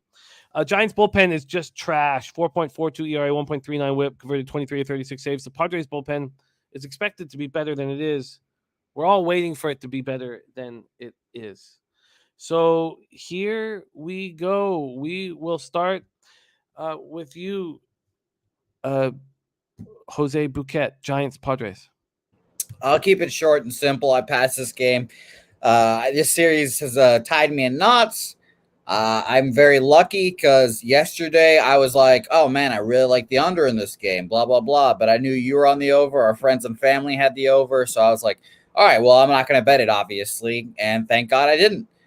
So I'm gonna pass on this game. I would not be on the show if I did not. If I did bet that over and that happened to me last night, or the under, excuse me, it would have been tough scene. But ultimately, I have no opinion on it. Jacob Junis is an interesting pitcher. I always find the first year of Giants pitchers, since the last 2 years, I guess, to be interesting. They have a way about it. I don't know what it is, but I ultimately can't trust Jacob Junis. I don't want any Sean Manaea. Maybe an overlook here as well, like you mentioned. But of course, want to see the lineup, so we'll see what happens. I will say this: since Sabino's on the fucking Marlins, I'm actually going to jump on the Brewers. Brewers first 5 with you guys as well. I like that you're jumping on it. That was your initial feeling. And after everything was broken down from every angle, I think it is a good one. All right, Junis Manaea, this is your division, Sharpie. Talk to us about this spot. Well, yeah, I'm kind of on the same spot as you guys with Junis. I don't bet shitty pitchers, even if they're having a good year for what they're having. I don't look to bet on them. I do not fade pitchers either, though. I go in to look to backing my pitchers. And if then the reason says fucking fade him, then I'm going to fucking fade him. So the one guy I do have in my book is Sean Manaea. And I hear everybody talking about he's looked bad. And he's got a 9.45 post All-Star break. And whoop, whoop, whoop, whoop, wham. Well, I think I might have a fucking excuse for why he's been bad. And I did bet Sean Manaea 18 outs at minus 125. And that's what I'm on here. I expect Sean Manaea to be back to old school Sean Manaea. What I mean by 13 of his first 16 games, he went 6+ innings. 18 outs is 6 innings. So 18 plus outs. If he goes 6 innings, we get it. Now, since the All-Star break, he's 2-2 to that number. And that's why we're getting a beautiful number, because books go by averages. And this is where we take advantage of stupid fucking people who run shit off of averages. So we're going to go 18 outs here and fucking wide. The Giants guys, 9.9 walk percentage, 24.9 strikeout percentage with a 257 average, 736 OPS, and a 140 ISO over their last 200 plate appearances versus left-handed bats. Then when I run that back versus the first time they played, April 13th, not enough numbers to even look at. He went 6 innings, 2 earned runs, 7 strikeouts. Then when I run them up versus the numbers from May 20th, This team wasn't hitting, but pretty much the same type of numbers then, but the ISO and OPS were through the roof. And 10 walk percentage with a 20 strikeout percentage, 224 average with an 800 OPS and a 210 ISO. So the average wasn't there, but they were fucking crushing lefties at that time. He went 6 innings, 4 earned runs with 5 strikeouts. Well, the walk percentage is pretty much the same. The strikeout percentage is way the fuck up. Their average has gone up a little where their OPS and ISO has dropped down to mid-pack versus lefties. Now, this guy's shown me versus mid-pack teams, he can handle them. All 4 games he's played since the All-Star break, the least average he went up against of these teams was a 255 average, a 760 OPS, and an ISO of a 175. He's gone up against 4 teams who've been crushing fucking lefties. At the end of the day, I got a pass for that. Like, I'm not going to give you a bad rap for getting your ass kicked versus teams that are hitting lefties. The Giants are not hitting lefties right now. Sean Manaea, bounce back day. And the Padres bullpen over the last 2 weeks is top 7. So shout out to our guy Noli Knows. He got me looking at not just 30 days to dropping the bullpens down to 14-day looks too, because you need to track both. And it's definitely helped me tracking these bullpens because since the trade deadline, Padres pen is elite again. So take those numbers a little. Those are a little skewed in my opinion because they got an under 2.6 ERA since the trade deadline. I love it. Giants, Padres, Manaea over 18 outs. What was the juice on that?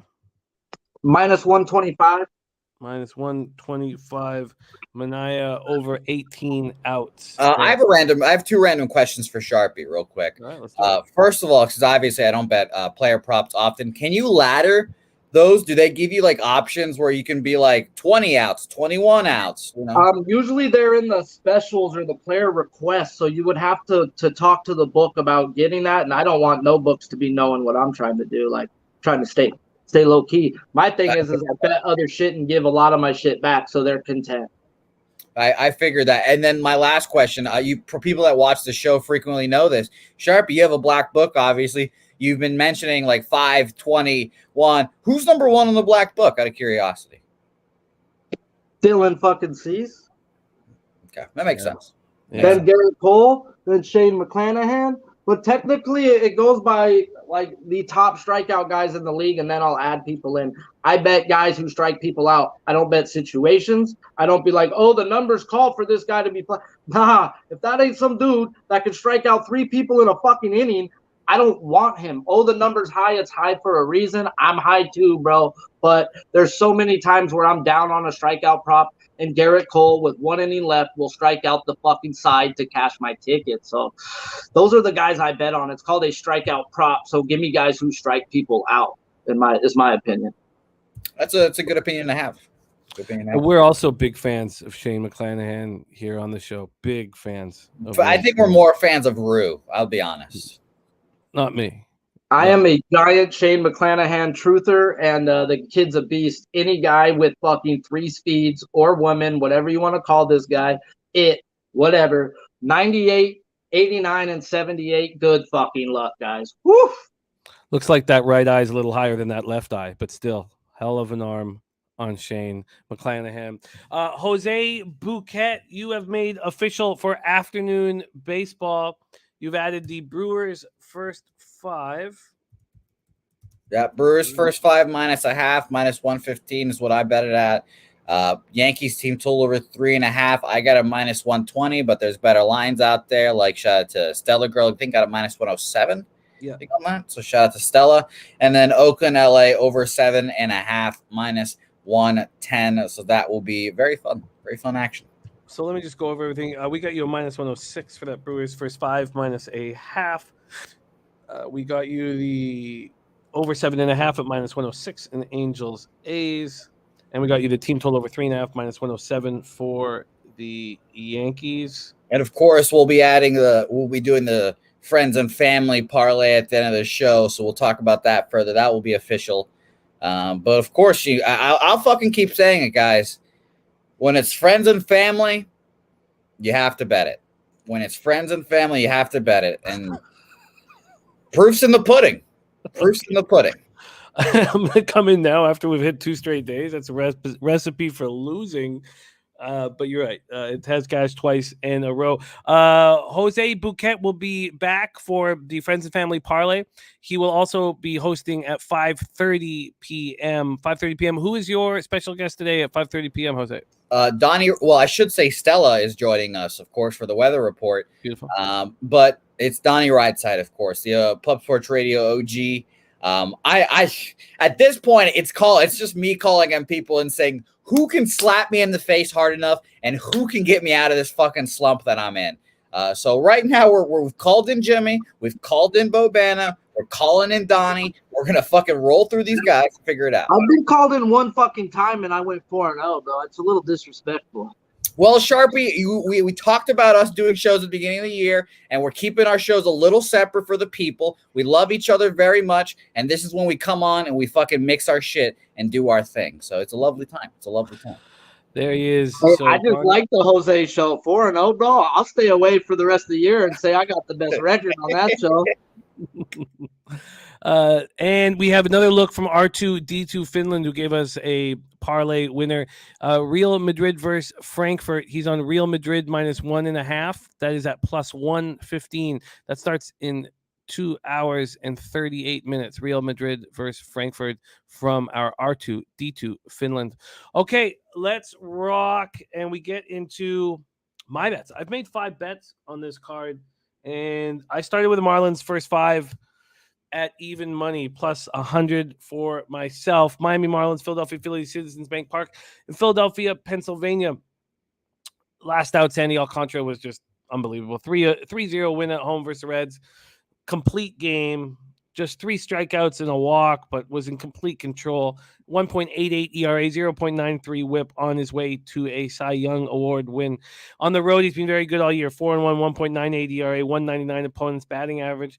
This is not a fade of Noah Syndergaard. I expect him to be better than he was in that first start when we did fade him, but fucking Paulo Espino let us down, and I should have just been on the first 5 over, I guess, but he went 5 innings. He allowed 11 hits, 4 earned runs. I expect him to be better. That was a 5-4 win and a rain-shortened win at home versus the Nationals. For the Angels this year, he was 5-8, 3.83 ERA, 1.21 whip, 64 Ks, 22 walks in the 80 innings. CT Bays, our guy CT, is also on the Marlins first 5. Top sets on the under 7.5. I get that. I can understand that. Marlins versus righties, 241, 688 OPS. Phillies versus righties, 247, 726 OPS. And the Marlins bullpen is starting to pitch well again, while the Phillies bullpen has not been quite as good lately.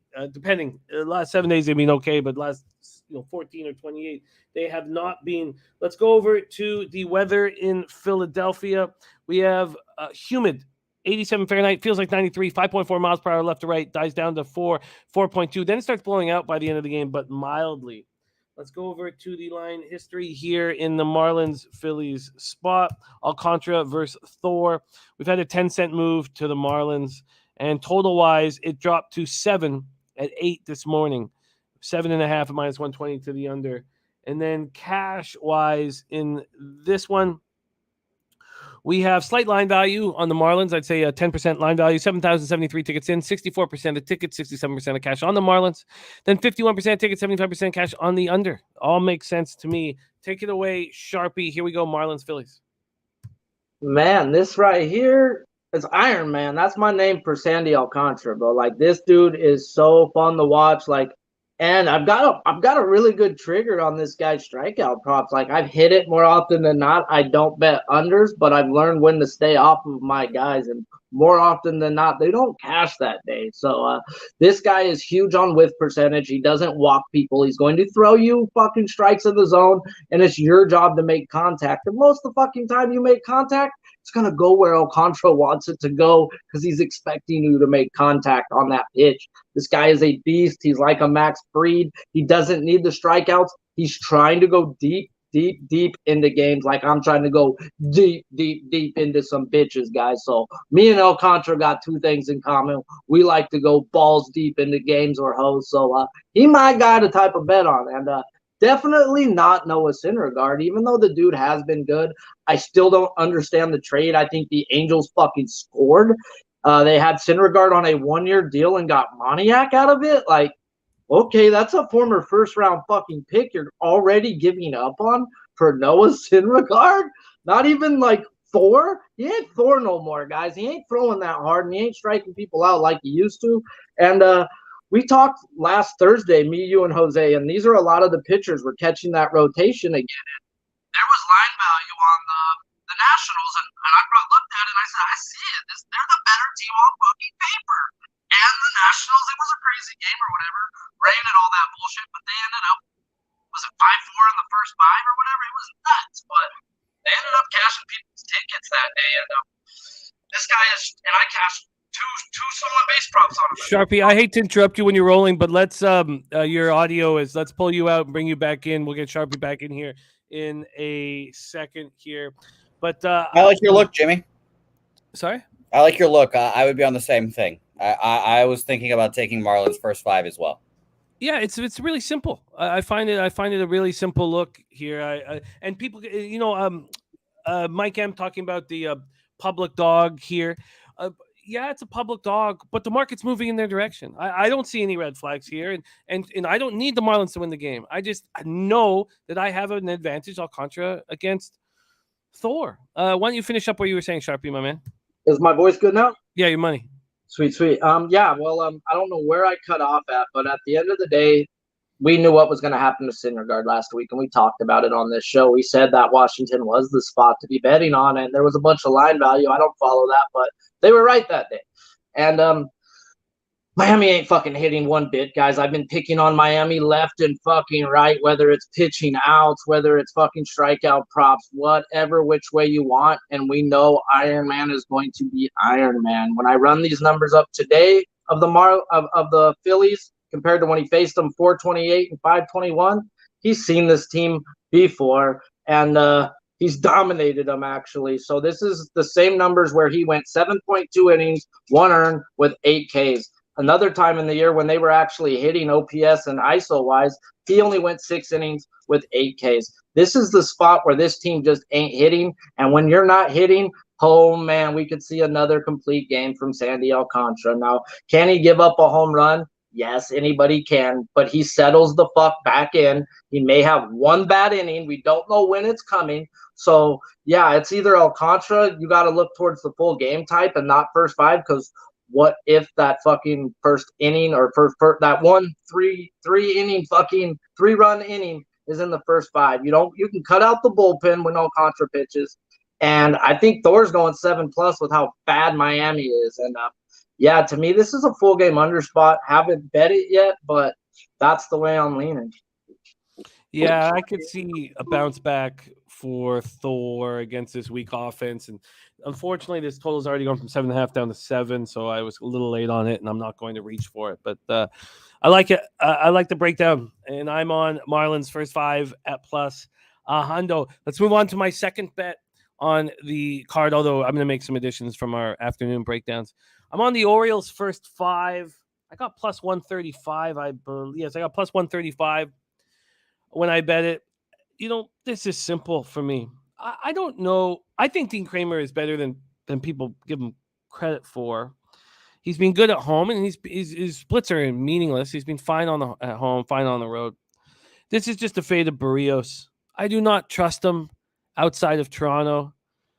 He's been bad all year. There was a bunch of people backing him in his last start, and I couldn't believe it. ESPN guy had given him out as a player prop. Like he was gonna, I was like, what the fuck is this guy talking about?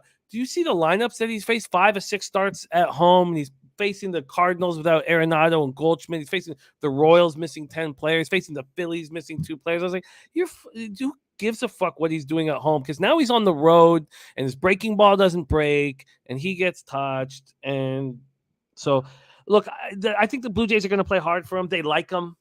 It wouldn't shock me if the Blue Jays can come back, but I believe, and much to the chagrin of the Blue Jays brass, that the better pitcher is on the mound for the Baltimore Orioles. And maybe that's too harsh, probably too harsh, but Barrios 8-4, 5.19 ERA, 1.35 whip. Last start, 6-5 loss on the road. He went 3 2/3, 6 hits, 5 earned runs, 2 homers, 1 K, 2 walks. So that was the one chance. We're like, okay, can he pitch well in Minnesota up against that team that he pitched for his whole life? He can't even pitch well there. So Kramer, 6 in the third, 4 hits, no one runs in a 1-0 win at home versus the Pirates last out. He looked good. Blue Jays first righties 267, 769 OPS. Look, they hit much harder than the Pirates. Myron Kidd says Blue Jays are such an overrated team, man. Well, I tell you what, our guy Dennis Garcia is fading the Toronto Blue Jays, his home team, every single day. He sees a flawed baseball team, and I agree with him. Slatsky says Kramer 0-1, 11.32 ERA in 3 career starts versus the Jays, maybe over a better look. I do not see this Jays team ripping the leather off the ball right now. And I think that Kramer is pitching the best that he's pitched in his entire career. So I don't care that much about his numbers against the Jays, but I can understand the concern there. So let's just quickly go to weather, and then we'll hand it over to Sharpie here in Charm City, Baltimore. Rain in the forecast. Don't like that, but this Jays bullpen is terrible. I guess I didn't realize there was that much rain. I'm going to refresh this. So I've got more and more rain as this day goes on, 29 to 37 to 48%. Let's see if I refresh it, what we're dealing with. And now it's 40, 41, and 42. Maybe this game doesn't go. 6.2 miles per hour out is the wind. Fuck, maybe this game doesn't go. Let's take a look at the line history here with this one, Toronto and Baltimore, the AL East battle. It was minus 115 to the over. Now it's minus 120 to the under. So there's some faith in Brios. The Jays line has not moved, sitting at minus 150. And we have line value on the Jays, about 20% line value. 58% of tickets, 49% of cash on the Jays. 73% of tickets on the over and just 37% of cash. So big bets have come in on the under, which is interesting. Important to know. Let's hear what Sharpie has to say about this spot, Jays O's. Barrios is simple to me, and like me, this is I was wrong on Alcantara with Noli. I thought at the beginning of the year I was preaching Pablo Lopez over Alcantara, but I was not wrong on this one right fucking here, guys. I don't get this Barrios signing. I don't understand people hyping Barrios up other than him being 27 years old. He's been shit for his first 5 years. Like, he shows great shit spots, but show me a fucking 16-game period where this guy's just doing the fucking consistent thing every day in and day out. And he's going to have a problem because he struggles versus lefties, guys. And they've got 5 left-handed bats projected out there and 4 right-handed bats. So I have to see lineups before I even think about betting on Barrios because I understand how much of a problem he has striking people out from the left-handed side. And when he ain't striking people out, he's in for a long fucking day, guys. And he relies on that slider way too much. He has nothing that tails or fades away from a lefty, so he struggles, guys. His breaking ball is in a wheelhouse of a left-handed batter. So this guy is just strictly lineup based before I could even think about betting on him if I want to bet on him. And then you've already brought up the rain. And when I look at all the numbers and then you read your line value, like if I was to make line value, that's where I'd put it, about 25, 30%. And that's strictly because they're almost the same team by the numbers their last 2 weeks versus right-handed pitchers. And the Toronto bullpen the last 2 weeks is actually a top 10 bullpen, and Baltimore's right around mid-pack. So technically, the better bullpen over the last few weeks has been Toronto, and I get why they are favored. I'm just not betting on Barrios. No, that's just not for me. Agreed. Absolutely agreed. So it doesn't look like this game will go now, which is too bad because I think Kramer can hold down the Jays offense enough for the Orioles to cover the first 5 at plus money. I love the implied probability. I was going over the implied probabilities when I was like, God, I have to bet this first 5. All right, so that is Blue Jays O's. We move on to Braves Red Sox, 7:10 p.m. Eastern. These Atlanta Braves 65 and 46, 28 and 24 on the road. At the Red Sox now 54 and 57, 26 and 28 at home. Imagine these Red Sox 2 games under 500 at home at this point in the season. Let's see what the weather is in Fenway. We have our guy Vaughn Polo also giving us the on feet on the ground of Baltimore weather. I love it, Vaughn Polo, my guy, and I love the city of Baltimore. But we're in Boston for this 69 Fahrenheit. It's not warm on the east. It's not going to be warm for a while. And hopefully, we get one more big hot streak here, but it's not warm. 69 Fahrenheit at first pitch, 5.9 miles per hour in, stays around there. Take a look at the line history in this Braves Red Sox spot. This is a wild showdown that these two teams faced yesterday. No movement. Braves opening up -145. There was a 10-cent move towards the Red Sox, but no movement, sitting at -145. The total has dropped to 9 from 9.5. So no movement, and it's dropped the total. Let's see. We have full line value on Boston and Nick Pivetta. 21% of tickets, 45% of the cash on the Red Sox. Then 82% of tickets, 98% of cash on the over. And it's dropped a half run? That's wild. That's wild. They are. You ready for wild? You ready for wild? Yeah, they opened this fucker's K prop, Kyle Wright, at 4+ -145 last night. He has 4 in 20 of 21 games, Jimmy. It's now at 6+. Why the fuck was it at a 4? Did I bet it? Fuck no. I was scared. I was like, oh fuck. Wow, that's fuck. Moving up from 4 to 6. Also, the books have 98% of cash on the over, and they've dropped it a half run, getting more. Everybody and their mama, they're hoping, will be betting this over. Wow. Kyle Wright coming off an ugly start in a 6-4 loss at the Braves, but he's been good on the road all year. 4-3, 3.49 ERA, 251 opponent's batting average. He allowed 4 jacks in that start at the Braves. A great season for him. 3.22 ERA, 1.17 whip. Slick Nick Pivetta out of Victoria, British Columbia, has not been pitching well. Our Slatsy says, I can't believe Pivetta is still a major league pitcher. He gets rocked every time I see him. By the way, the Taint play of the day is coming up in the game a little bit later. So we're going to be talking about Taint. Taint is in. Here, though, Pivetta, 4-4, 4.52 ERA, 266 opponent's batting average at home. It was a 7-3 loss at the Royals his last start. Made it through 5 innings, allowed 3 earned runs. Braves hitting 245, 743 OPS versus righties. Red Sox 257, 12 OPS. This is just nuts here. The Red Sox bullpen trash. Braves bullpen very good. Let's take a look at I guess we've done it all. The cash flow is just nuts. Okay, take it away here for us, Sharpie, Braves, Red Sox. Man, and I get the money because I had to dig into this. Why was Kyle Wright at 4? I mean, what are the books seeing that I'm not? When I see numbers like that, I don't go run out and bet it. I have to dig. Okay, there's something here. They don't do shit like this, guys. Okay, what's up? What are they seeing?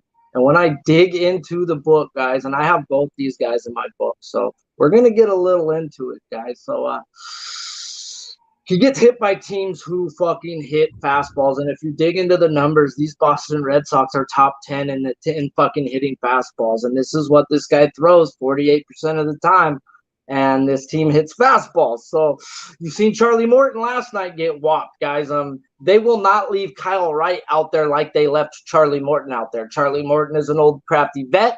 Kyle Wright has only thrown 138 innings, the most he's pitched since 2018, and once last year he went 137, and he's already 10 innings before that mark. So this guy's going to start being captain watched a lot. I've been on this guy's K-prop a lot, and I've not been on it a lot, and I cash more often than not because he's so easy to bet. He is strictly with percentage and chase percentage dependent. He needs you to chase to strike out. Hands the fuck down. And if you don't chase, you're going to be okay. So at the end of the day, these Red Sox, by the numbers, are striking out way more than normal, but they have dropped back since the trade deadline. They've now got guys like Hosmer in the lineup. They've got guys that do take their bats. Devers is now back in the lineup and wasn't in a lot of these numbers that you're going to look at, guys. They have their full team. Now, does Tommy Pham strike out a fucking lot? Sure the fuck he does. But he also has his games too. And with him leading off, they've got a legit lineup right now. It's just their pitching has been the problem. And one of the problems has been Pivetta.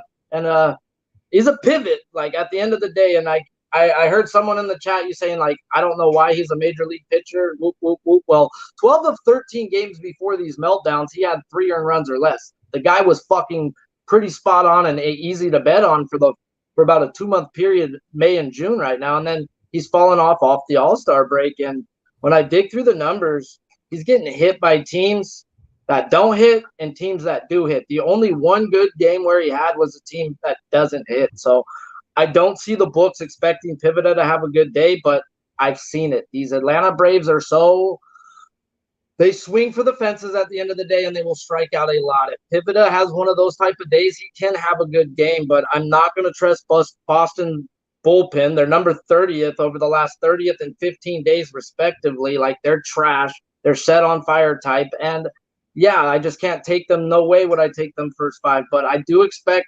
a decent game from Pivetta today. I just cannot bet it myself. He's been bad, and I don't just try to guess when someone's going to start being good. But I think Kyle Wright gets hit today just by strictly looking through the book and seeing the teams that were top 10 versus fastball.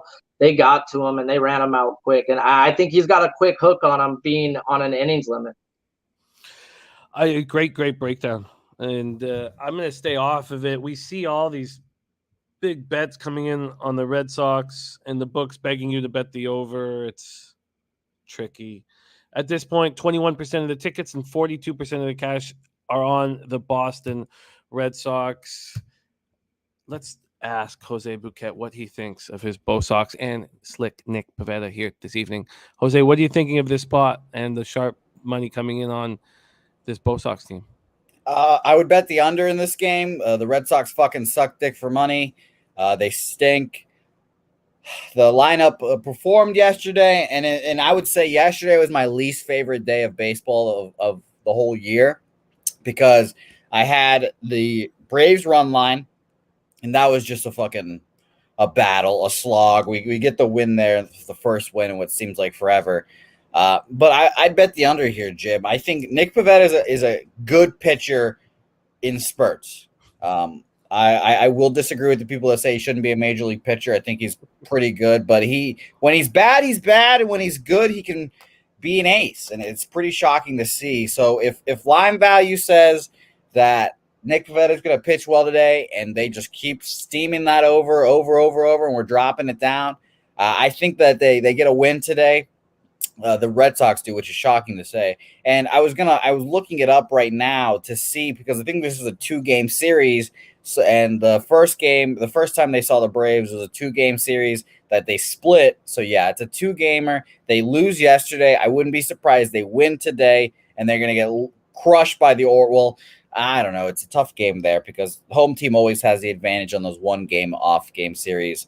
But yeah, I ultimately think the Red Sox win tonight, which is shocking for me to say just based on line value and all that stuff. Reading that, and I like the under, and I think I probably will make the under official of my show, but we'll see how that goes, obviously. Just wild, absolutely wild. 98% of the cash on the over, and the books drop it a half run to get more money on the over. By the way, check it out, Jimmy. This is one of those instances where I can hear you in my head saying, if we were better cappers, we would take the other side in this. Yeah. And that's what I'm trying to do. Or pass like Jimmy's doing. Good cappers pass and shit like that. Those two. But great cappers bet the under. I hear you. I pass, and I'm going to pass here. And by the way, my decision to wait for the lineups to come out in San Francisco and San Diego has backfired. It's now at 9. So that was a fucking mistake. Okay. That's Braves, Red Sox. Thanks for jumping in, Jose. We move on to 7:10 p.m. Eastern, and I'm not going to let this rhetoric of this storyline of me betting the Tigers every day, and it's not a betting with the bag show unless I bet the Tigers. I'm not going to let that stop me from betting the Tigers. I know it's easy to make fun of it and shit like that, but I bet the Tigers here first 5 today. I got plus 150, and I have no trust in Savali here, coming off a sprained right wrist.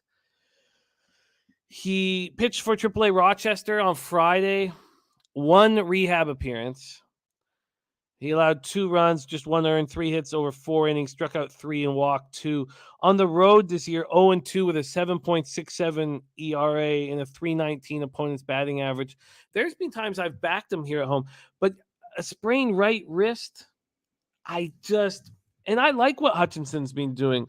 Matty Ice says, how do you have trust in Hutchinson I've been impressed what Hutchinson's done his last couple starts. He shut down the Jays, the team that DFA'd him, allowed 1 earned run in 5 innings. Then he goes up against Tampa. He allows 4 runs, but just 2 of them were earned. I'm fine with that. I did back Hutchinson as well last start and lost. Slatsy has Savali 7-0 versus the Tigers with a 1.94 ERA. There's certain times where I comfortably put a line through stats, and Savali coming off a fucking wrist injury. I just show me what's his fucking ERA. Bro, I could show you with the blindfold. That's how bad Detroit is. Okay, that's how bad they are. That's valid. They're the worst team in the league against righties by a large margin. That's completely valid. But I've been impressed with Drew getting his season back, getting his career back. Everything, he was DFA'd, he was fucking done, and he's earned his way back. And I'm gonna back the Tigers at plus 150 here, and deal with the consequences. 83 Fahrenheit at first pitch, 6 miles per hour out to left field, right to left, out to left field, dies down to 5. When we go over to the line history in this one, let's pull it up. Savali Hutchison. We have a 15-cent move to the Guardians. From a total perspective, a 10-cent move to the over. So a 15-cent move to the Guardians here. They've given Detroit Tigers half line value. 21% of the tickets are on the Tigers, but 29% of the cash. I like those numbers. 25% of tickets are on the under and 31% of cash. Makes me think that maybe they do pitch okay. Matty Ice, who knows this team very well, says no way I can back the Tigers. Mike Benson, thank you for watching the douchebag episodes. Thank you, my friend. JP says this love for the Tigers intrigues me. Luchase Fox says Al Tigres could not kill a Siegfried or Roy right now, says Luchase Fox. Let's hear what Sharpie has to say about this spot. Guardians, Tigers, take it away, my guy. Man, that's a shot, bro. Man, I wish they still had some Siegfried and Roy, bro. I mean, damn pansies let a fucking tiger attack them and then said that he didn't attack them, but we're not going to talk about that right now. The dude's alive, though. They're fucking survived the tiger attack, motherfucker. Like, woo, Ric Flair shit, bro. But, yeah, we're here to talk about Hutchinson, and I hope you cast this today, but I think you need to put a little box asterisk. If he gets hit today, you need to leave alone Drew Hutchinson. I think he had his outlier game versus his other team, his old team, like you said. I think you're putting too much into that, Jimmy. Like, at the end of the day, he got hit by Tampa Bay, and Tampa Bay wasn't hitting. Okay, they just weren't hitting when he ran into them. He shouldn't have been hit like that if he was back from the resurgence, and he got hit. So I just think that Toronto game was an outlier. I'm not on either side. I'm not on nothing here, but Savali does own these Tigers, and they're trash, putrid, like garbage by the numbers. They are the worst team over the last 15 days versus right-handed pitchers. The only thing Cleveland got the number 1 bullpen over the last 2 weeks with a sub 2.3 ERA. Detroit's around that 4 ERA, around that 17th spot. So everything tells me it's Savali at first 5 full game. I just ain't betting on him. Yeah, I get it. I get why there would be concern. I get it all. And I just think that let Savali beat me. Come out and beat me after having a sprained right wrist. Dude, I go into games all the time but I always put like an asterisk, like if this happens, why? Like, why doesn't this guy hit his K-prop today? Well, it'll be probably because of their walk percentage or this or that. And if I'm fucking right, then cool, I'm right. Like, okay, fuck, I had to learn with some money, so be it. But at least now I know, you got to at least, at least for me, it works really well for me. Yeah, no, it's a great move. On a Canadian football game last week, I wrote down everything that could go wrong in my bet. And it's the first time I did that. And then I moved off a losing bet onto a winning bet. So I love that thought process. I do that every day. Like, I go into the guys I like to bet, and I have to find reasons why not to bet them. I can find good shit and bad shit on any game, bro. Like, that's why I refuse to break down every game for a betting perspective for my own self, because you can find advantages in every game. It's finding the disadvantages to knock yourself back and forth. That takes time, bro. And there should be boxes that you go against. Like, not everything is as easy as possible, especially in baseball where the best teams fucking only win 60% of the time. I like it. Okay, we're fuck, extra layer of interest for me in this Tigers game. 25 games below 500. I have one double up on the card, and I didn't really want to double up, but I did. And I did it. I didn't cut $25 off on the double up too. This is both my regular unit size double up. I'm on the unders here in White Sox, Kansas City Royals. I know that the unders have been hitting a lot in this series, and is there going to be some sort of a zigzag in play? I do not think so. The weather is hot in Kansas City, but not ridiculous. The wind's blowing in 6.6 miles per hour at first pitch, down to 5.3 miles per hour. Both of these pitchers have impressed me. Johnny Cueto, coming off an 8-inning performance. He's just such a crafty vet. He gets hit, but not with a ton of barrel. 11 hits he allowed, but he went 8 innings and allowed just 3 earned runs, 4 strikeouts, no walks, 3-2 losses. Rangers. He's got the shimmy. He's got tricks, and he's better on the road than he is at home. 3-2, 2 ERA, 251 opponents batting average. And I like Bubic. I think Bubic is a good pitcher. Coming off a 7-3 win at home versus Boston, 6 innings, 4 hits, 2 earned runs, 6 Ks. He's turned his season around, and he was always a highly thought of pitcher with a ton of potential. So I like Bubic. I like Cueto. Slatsy says Anderson out 4 to 6 weeks with a torn ligament in his hand. White Sox so frustrating to watch. That hurts their offense without Tyler Anderson at the top of the lineup. The White Sox over the last 7 days have been hitting lefties better again after doing nothing against lefties and putting us in a situation when that was detailed. I believe it was detailed by you, Sharpie, but it put us in the money. Yep. It would put us in a money-making situation when I had thought, looking at their year-long numbers, that they were still hitting lefties. They weren't, and it was great. It was a great look and great stats from you. You had the balls to bet on that kid that day. And you were wondering, I don't know. I was like, dude, they're not hitting lefties. Like, Lynch just lynched them, is what I told you. Yeah, no, it was great. It was great. It was what I fucking was really, really pumped up about the victory there. You led me to it. White Sox bullpen is pitching better, and I expect them to continue to pitch better as this season goes on. They're going to have to play nice defensively. They're going to have to play nose baseball here if they want to win baseball games. And I expect them to still put pressure on the Twins, even though they don't have Tyler Anderson in the lineup. So there you go. Let's take a look at the line history in this White Sox spot. Let me move this over.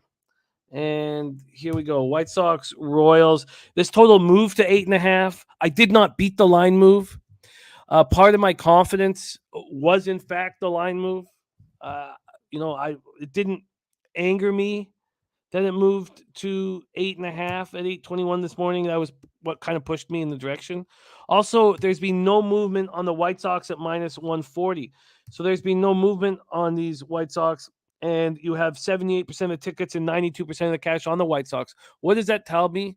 Bubic is going to pitch really well today, and the Royals are probably the bet. 76% of the tickets, 81% cash on the under. The Royals are probably the bet. Maybe I should not say probably, and maybe I should move on them. Let's hear what Sharpie has to say. White Sox, Royals.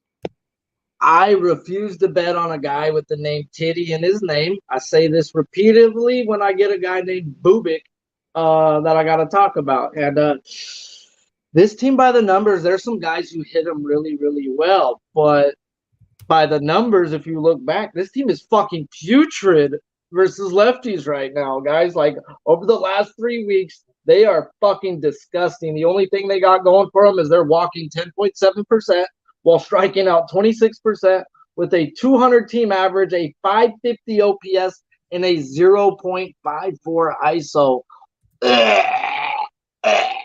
Like, they're just not hitting lefties, guys. And I'm not saying Bubic's anything to write home about, but I wouldn't be surprised if he does have a good day. But I will probably be on Tim Anderson over 1.5 bases because this guy just fucks Titty Boy in the eye hole. He's And, out.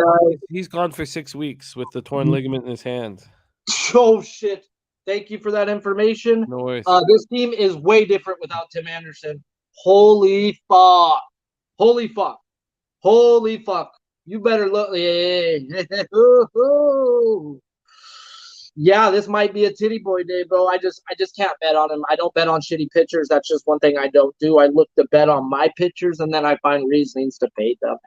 I think it's a spot for him, but you're also talking about a difference in bullpens where over the last 2 weeks, one's bottom 5 and one's top 5. So if I was to bet Bubik, it would have to be first 5. This bullpen from the Royals is putrid, and their bats have turned it around. Even though they are striking out a fuck ton more than what they normally are, they are hitting the ball semi-decently versus righties. I mean, so at the end of the day, we all know Cueto's not going to overpower you. He's going to pull you. And some of these Royals bats can punish you if you miss the spot.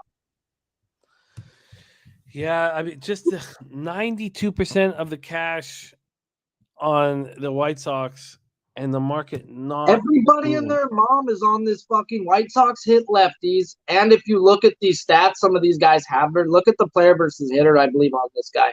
Some of these guys raked him, but Tim Anderson, when did that happen? Last night? Day before? Yeah, I believe 48 hours ago. And then last night we got the information. Yeah, because I ain't even got it, bro, and I bet props. I mean, I would have found it out when I was doing the capping for my show. I would have seen, but it's like I do this shit and make money off of this, and didn't know he was out. So at the end of the day, bro, a lot of people are gonna go into this thinking Tim Anderson and the White Sox. I think the Royals' first 5 should be added to my action. That's what I think. But I'm already doubled up here, and I don't want 3 bets on this baseball game. You probably should not have 3 bets on the Royals game, bro. Just personal opinion. Matt Hollins just took them. Okay, that's White Sox, Royals, and I'm on the first 5 under 4.5, full game under 8.5. That was after the market move, so the only good thing about that was my VIG was minimalized. The under 8.5, I got a plus 100, and the under 4.5, I got minus 105. Johnny K on the Royals too. I think I'll have to wait and sit with it for a little longer, but I think you guys are pushing me in that direction. All right, let's move on to 8:10 p.m. Eastern. Texas Rangers 48-61, 25-30 on the road to the Houston Astros, 71-40, 35-17 at home at Minute Maid Park, Houston, Texas. Glenn Otto, God, he's a tricky pitcher to figure out. His last start was up against Dylan Cease, and there was sharp action on the Texas Rangers in that game, and there was sharp action on the under. Now, I was on the White Sox first 5 -0.5 and full game -1, but the market was telling us that Glenn Otto was going to have a good start, and he did exactly that. 6 innings, 4 hits, 2 earned runs, 1 homer, 7 Ks, and 1 walk. He has shown, God, I don't know what to do with him because you know that I believe in the guy, and he's shown some really impressive starts against this Astros team.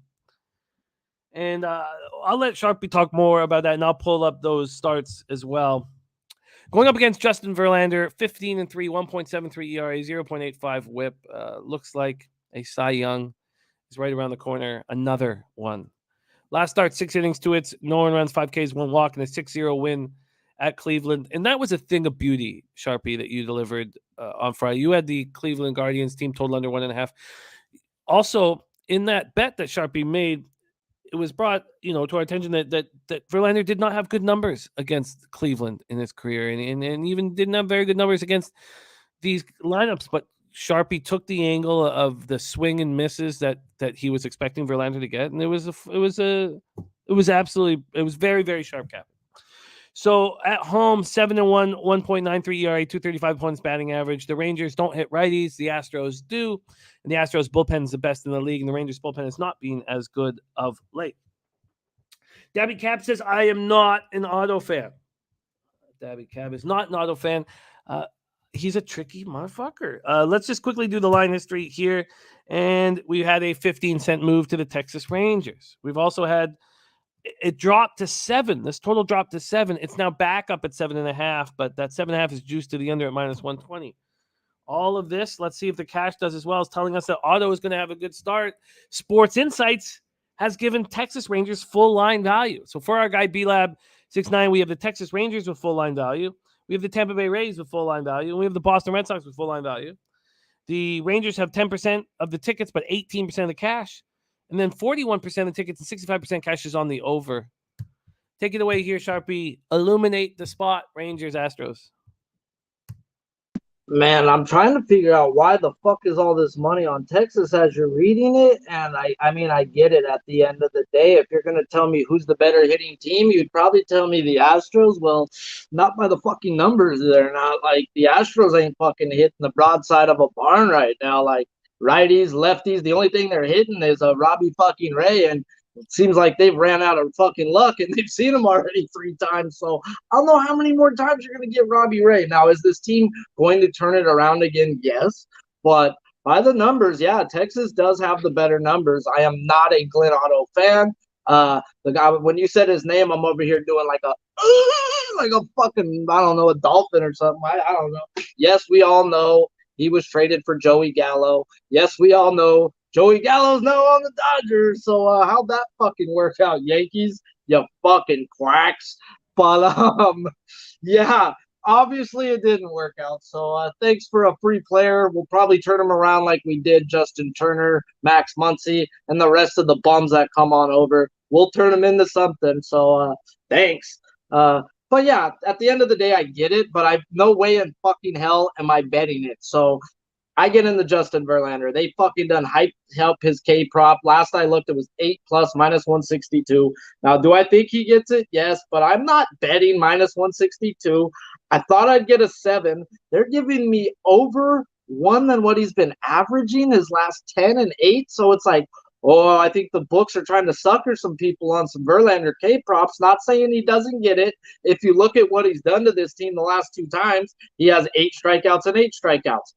Okay, well, it's not just about fucking straight up averages like that. Like, they usually add an extra one in there for a reason. And when I run these numbers up, they're only striking out 24% of the time right now. And that's bad. But 27 is when you want to just fucking put a knife in them. 24, you could still run a K-pop. It's still bad, guys. Don't get me wrong. And they do struggle versus the slider. And that's what I usually run up versus this team. Well, let me fucking tell you something. Gio and Dylan Cease didn't fucking cash last week versus this team, and they throw the fucking slider too. So now are they fucking finally coming around to that pitch? It seems like that, and that is Verlander's strikeout pitch. Not saying he doesn't get it today. They just put this number too high for me, and for what I've been seeing in this team, not that they're really crushing them, they're just not striking out. They did get to Cease for a couple. I think one, they did get to Giolito for more. Cease has just been fucking magnificent, but the strikeouts just weren't there for both of those pitchers within the last week versus this team. And they both are, I'm not going to say they're the same, but they've got a high 90s fastball with a wipeout slider, guys. So, I mean, if you're going to look towards the same pitching repertoire, they've seen this twice now in the last week. And now they get a guy who has technically owned them, guys. Even when they are hitting, he's owned them. So back on May 21st, they were walking 8.3%, striking out at a 26.5%. And that's when you stick a knife in a motherfucker. And 232 average with a 725 OPS and a 195 ISO. 170 is considered great. 140 is average. 195, they were crushing the ball and striking out at that time. He went 6 innings, 0 earned runs with 8 Ks when they were crushing the ball. Now they're not crushing the ball. They got a middle-of-the-pack 241 average, 658 OPS, and a 113 ISO. Bottom 10 to middle-of-the-pack numbers, guys. You want to have bottom-of-the-pack, middle-of-the-pack numbers? Well, that's what you guys had the first time you played him when he went 7.2 innings, 1 earned runs with 8 strikeouts. So when I run him up against these numbers, everything tells me this man is going to put his dick on the table, go out there and deal versus a team who's projected to put 5 left-handed bats in the lineup where this guy destroys the left-handed side. He allows a 158 batting average from the left-handed side. So once lineups come out, I'll be looking at betting this guy's pitching outs. This guy has gone 6+ innings in 17 of 20 games this year, and both times versus the Rangers. So I expect it to be right around that 18, 19 pitching outs, and I expect a big game. Maybe not a lot of strikeouts, but that'll push his innings back a little farther to me because this team has been making a little more contact than what they have been throughout the rest of the year coming into this week. So I'm expecting a little more contact, just not good contact off of this man. Oh, it's a great breakdown. It's a great breakdown. I'm going to stay off of this spot, but I do think that Glenn Otto will finish the season much stronger than he's shown thus far, and I do think that. But I'm off of this spot. We move on. 8:40 p.m. Eastern. St. Louis Cardinals at Colorado Rockies. Coors Field in Denver, Colorado. And we have reached the Taint play of the day. It is the St. Louis Cardinals team total over 6.5 at -115. Taint is in.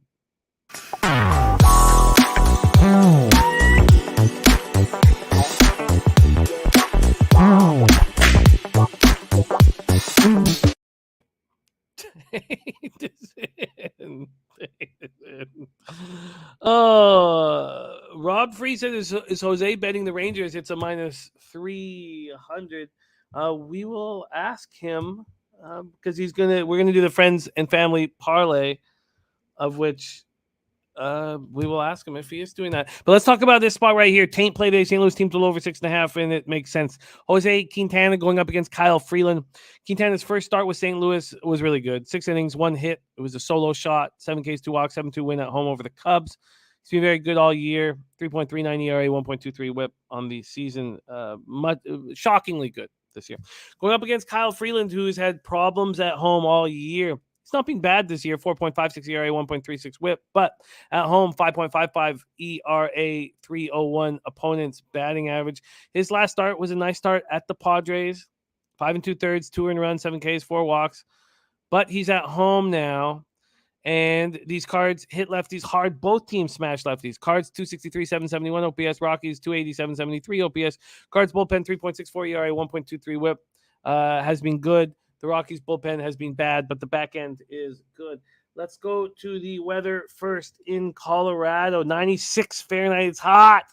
9.1 miles per hour to left. Goes up to 10.5 miles per hour. Let's move over to the line history in this Rockies-Cardinals spot. We have no movement. No movement. Cardinals opening up -155. That's where they stand right now, -155. This total has gone from 11.5 to 12. So let's take a look at the cash flow. No movement on the spot. You have half line value on the Rockies, 26% of tickets, 40% of cash on the Rockies. Then 83% tickets, 87% cash on the over, and it's gone from 11.5 to 12. Take it away here, Sharpie Card Rocks. Man, like I'm gonna tell you something that I won't be surprised if it happens. And I believe Kyle Freeland's last start at home versus the Dodgers, he dealt, right? Wasn't it at home in Colorado? Because if that's where I think it was, and I believe his last game at home, he did have a good game. That's gonna help me a lot. I don't have Freeland in my book. I do have Quintana, and Quintana got cracked by this team earlier this year. And they were hitting lefties really fucking well at that time. Well, if you drop it back over the last 200 plate appearances, they're not that same fucking team. They're walking 2.9%. What the fuck? 20.5 strikeout percent with a 234 average and a 627 OPS and only a 132 ISO. All bottom 10 over the last 200 plate appearances versus left-handed pitching. St. Louis, on the other hand, crushing left-handed pitching over the last 200 plate appearances. So was that versus the Dodgers, Jimmy? It was. Great call. Yeah, absolutely great call. The Dodgers crush lefties actually better than St. Louis by the numbers right now over the last 200 plate appearances.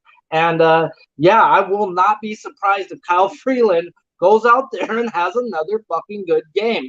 This guy's on a roll right now. Am I betting Kyle Freeland at home? No, I get it. He is a better pitcher on the road than at home. but he just dealt versus a team at home that's really good versus lefties too. And he ran into a juggernaut of a team at that time. We know what the Dodgers are doing. I'm not just tooting my own horn. They're crushing lefties. They got Sean Manaea for 8. Okay.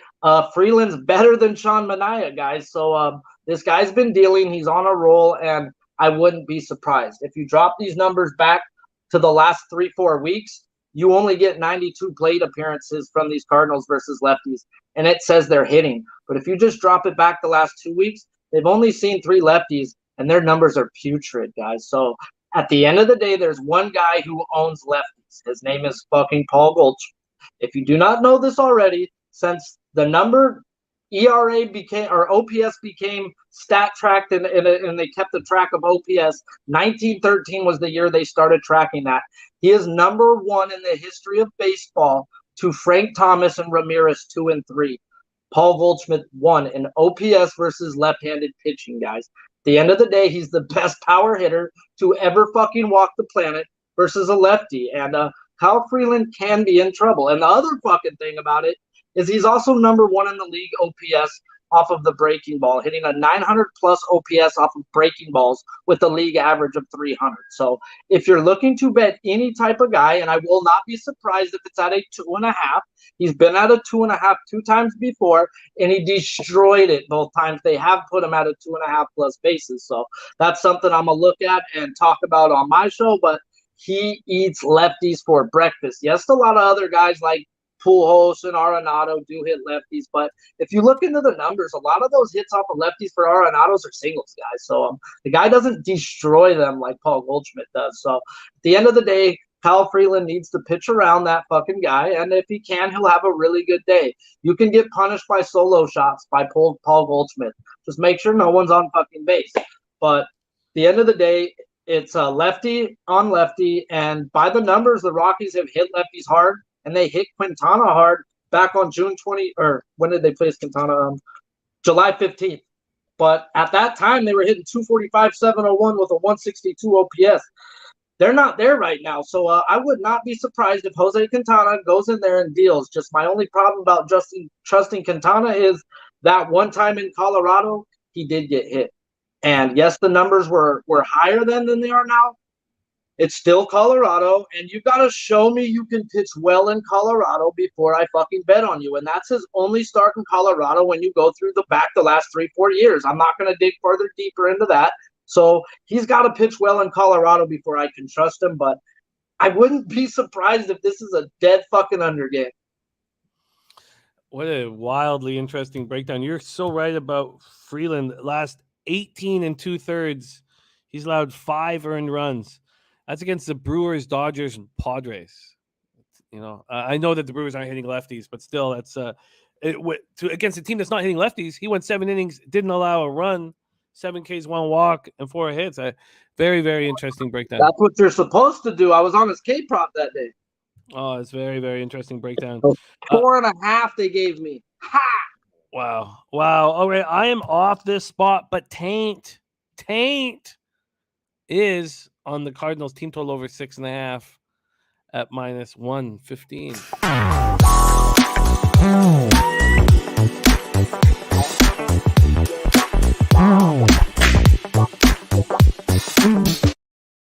Two games left on the board. We go to 9:40 p.m. Eastern. Now, I thought for sure this was going to be an under on my card, but the market telling us otherwise, so I've not moved on it. Pittsburgh Pirates 44-66, 20-37 on the road to the Arizona Diamondbacks 15-59, 31-28 at home. We're at Chase Field in Phoenix, Arizona. Mitch Keller going up against Madison Bumgarner. Mitch Keller's been very good. He cashed us the first 5 under so easily in his last start. 1-0 loss at the Orioles. Unfortunately, I was also on the Pirates first 5. A lot of us were on Friday at plus money, and that was a push. But Mitch Keller, 6 innings, 8 hits, 1 earned run, 1 K, 1 walk. He is pitching very, very well. And we have a great fondness for Mitch Keller here on the show. We believe in him, and we make money off of Mitch Keller. See no evil, hear no evil, strike out. Only 1 K last out, though. On the road, he's been good. His splits are fine.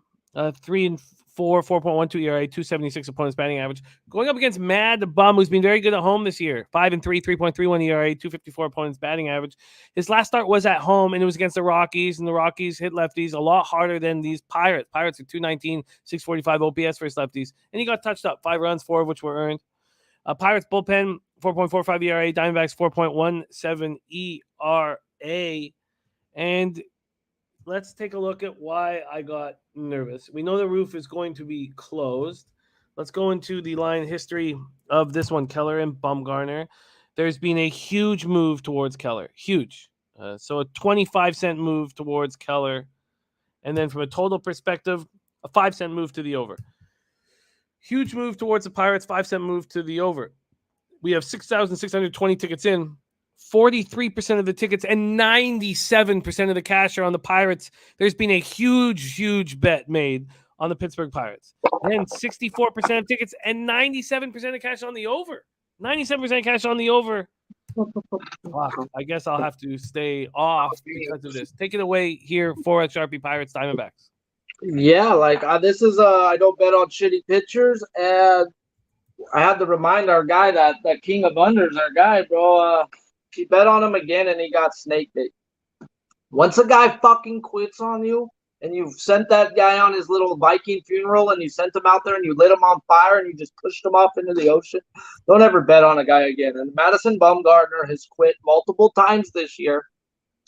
And if you're going to bet on a guy who will quit on you, I'm sorry, guys. At the end of the day, this guy will quit on you. I cannot bet on him, even though this is a great situation running into a Pittsburgh team that strikes out like a motherfucker. They don't walk versus lefties, and they don't hit fucking lefties. So by the numbers, this is a great day for him, but he can get upset and he can get his panties in a bunch, and then he can just have the worst game of his life. And he happens to do that when my homie bets on him. And yeah, he's a fucking quitter like Blake Snell. And once you quit on somebody, bro, I'm good. I can't bet on quitters at the end of the day. Mitch Keller has been a beast, guys, at the end of the day too. But he's running into a team who's fucking hot by the numbers hitting. They are all top 10 Arizona right now if you look at average OPS and ISO. So taking their walks, they're a really good team right now by the numbers. And it's a sneaky Arizona freaking spot for me. I'm just no way am I betting Bumgarner.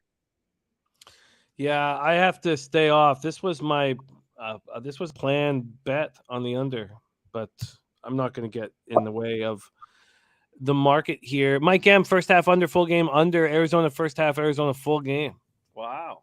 Mike M showing no fear with these big, clearly syndicate bets. I'm off. Trust Bumgarner, I would, but I can't. Let's talk about your Dodgers, 76-33.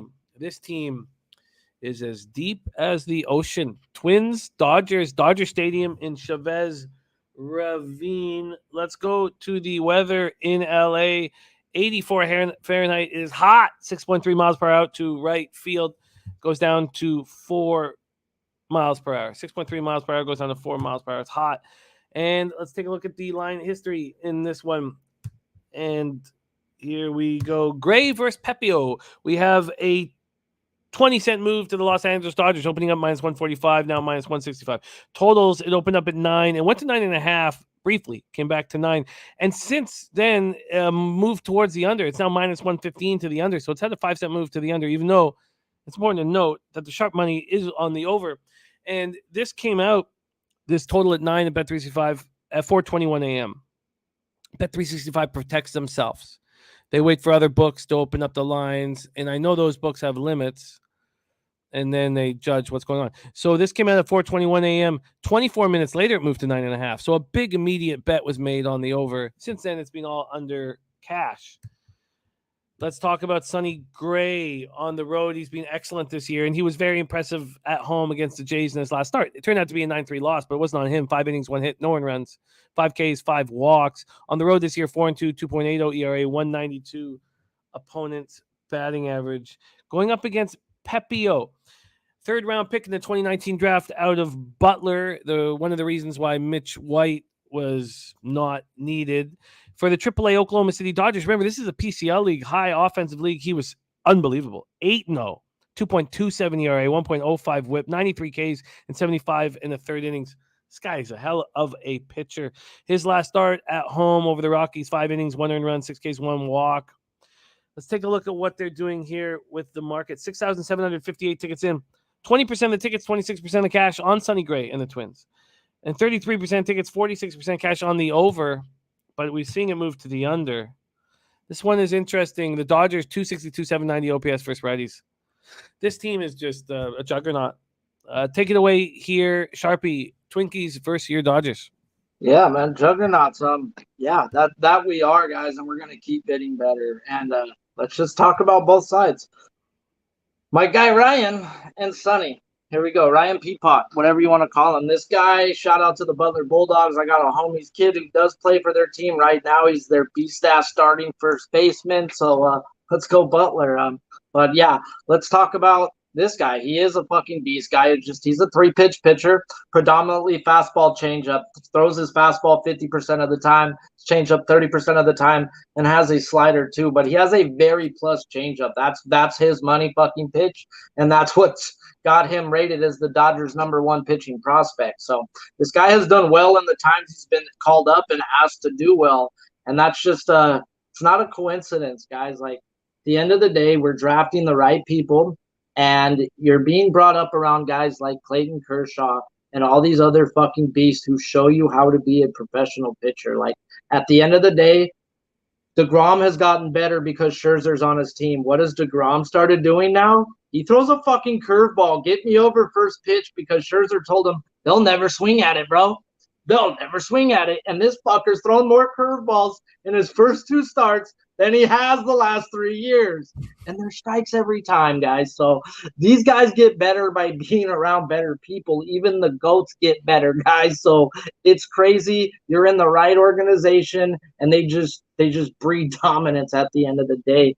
And by the numbers, this guy should go out there and deal and turn it over to a top 5 bullpen over the last 2 weeks. Top 10 over the last 30 days. And to me, it's either Dodgers or nothing.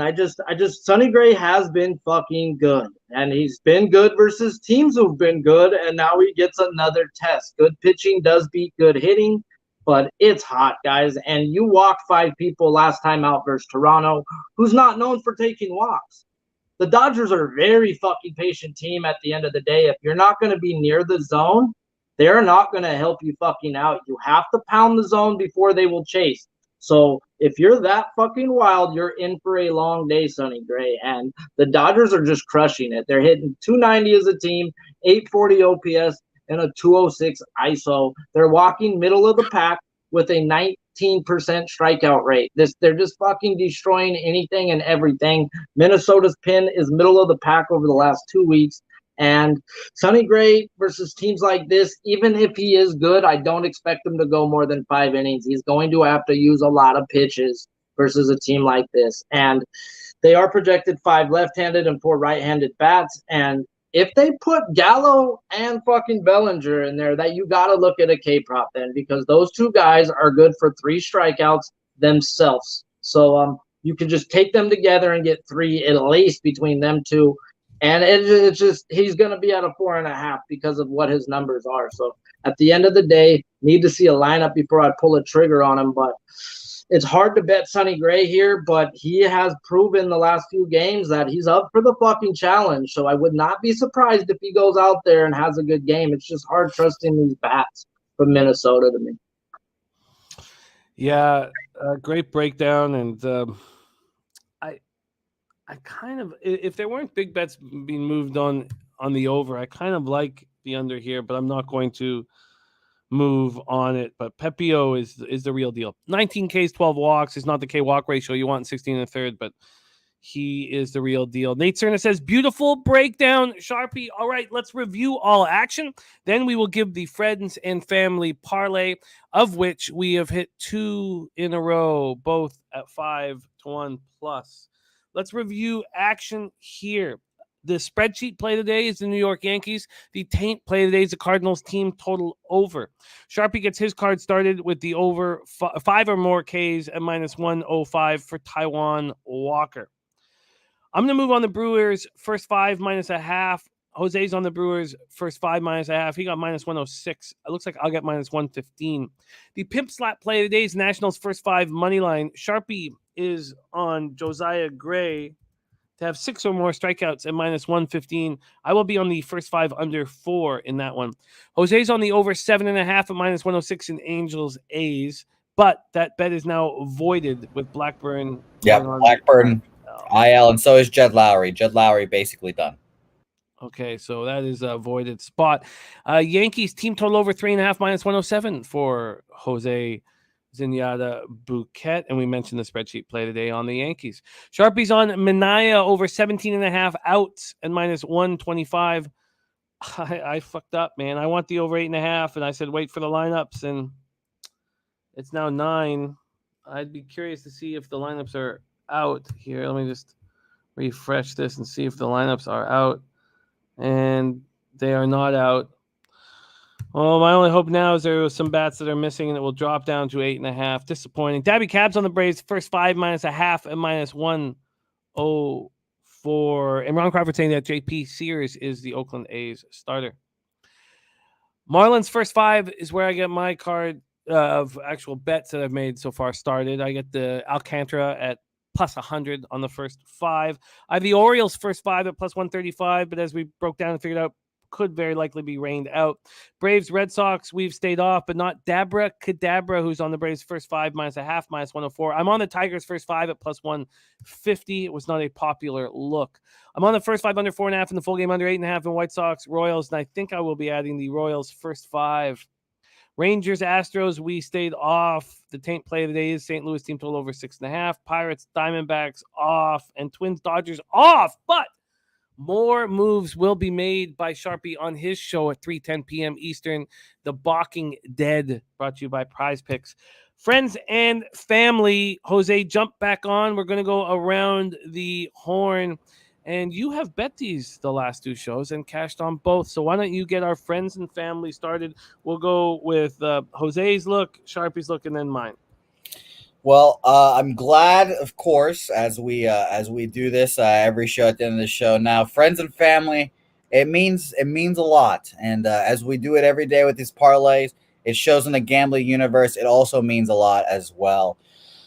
I looked through here a lot, and, part of me does want to just put in Cincinnati Reds first 5 money line or full game money line, but I'm not going to do that, of course.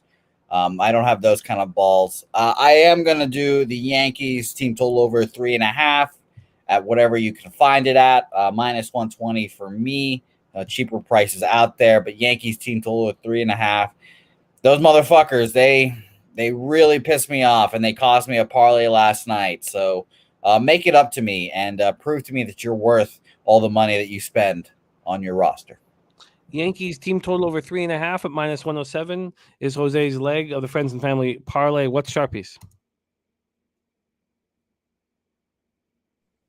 Putting me on the spot and all that, but I'm gonna be real. If I do parlays, I'm the biggest vagina in the world. I'm gonna take some juice and I'm gonna go a little higher. And I'm going to add on to something I already fucking like. So at the end of the day, I'm going to take that Philly Marlins total up a run to the 8.5 under -190. If we're going to do a parlay, I'm going to feel a lot safer getting over that key number of 7 and 7.5. So I'm going to take that 8.5 at -190 on a parlay. Yeah, no, that makes sense in a bet like this. I totally respect it. All right, then I will take in the same spot the Marlins first 5 and trust Sandy Alcantara more than any other spot on the board. I will trust Sandy Alcantara. Simple to me. Simple.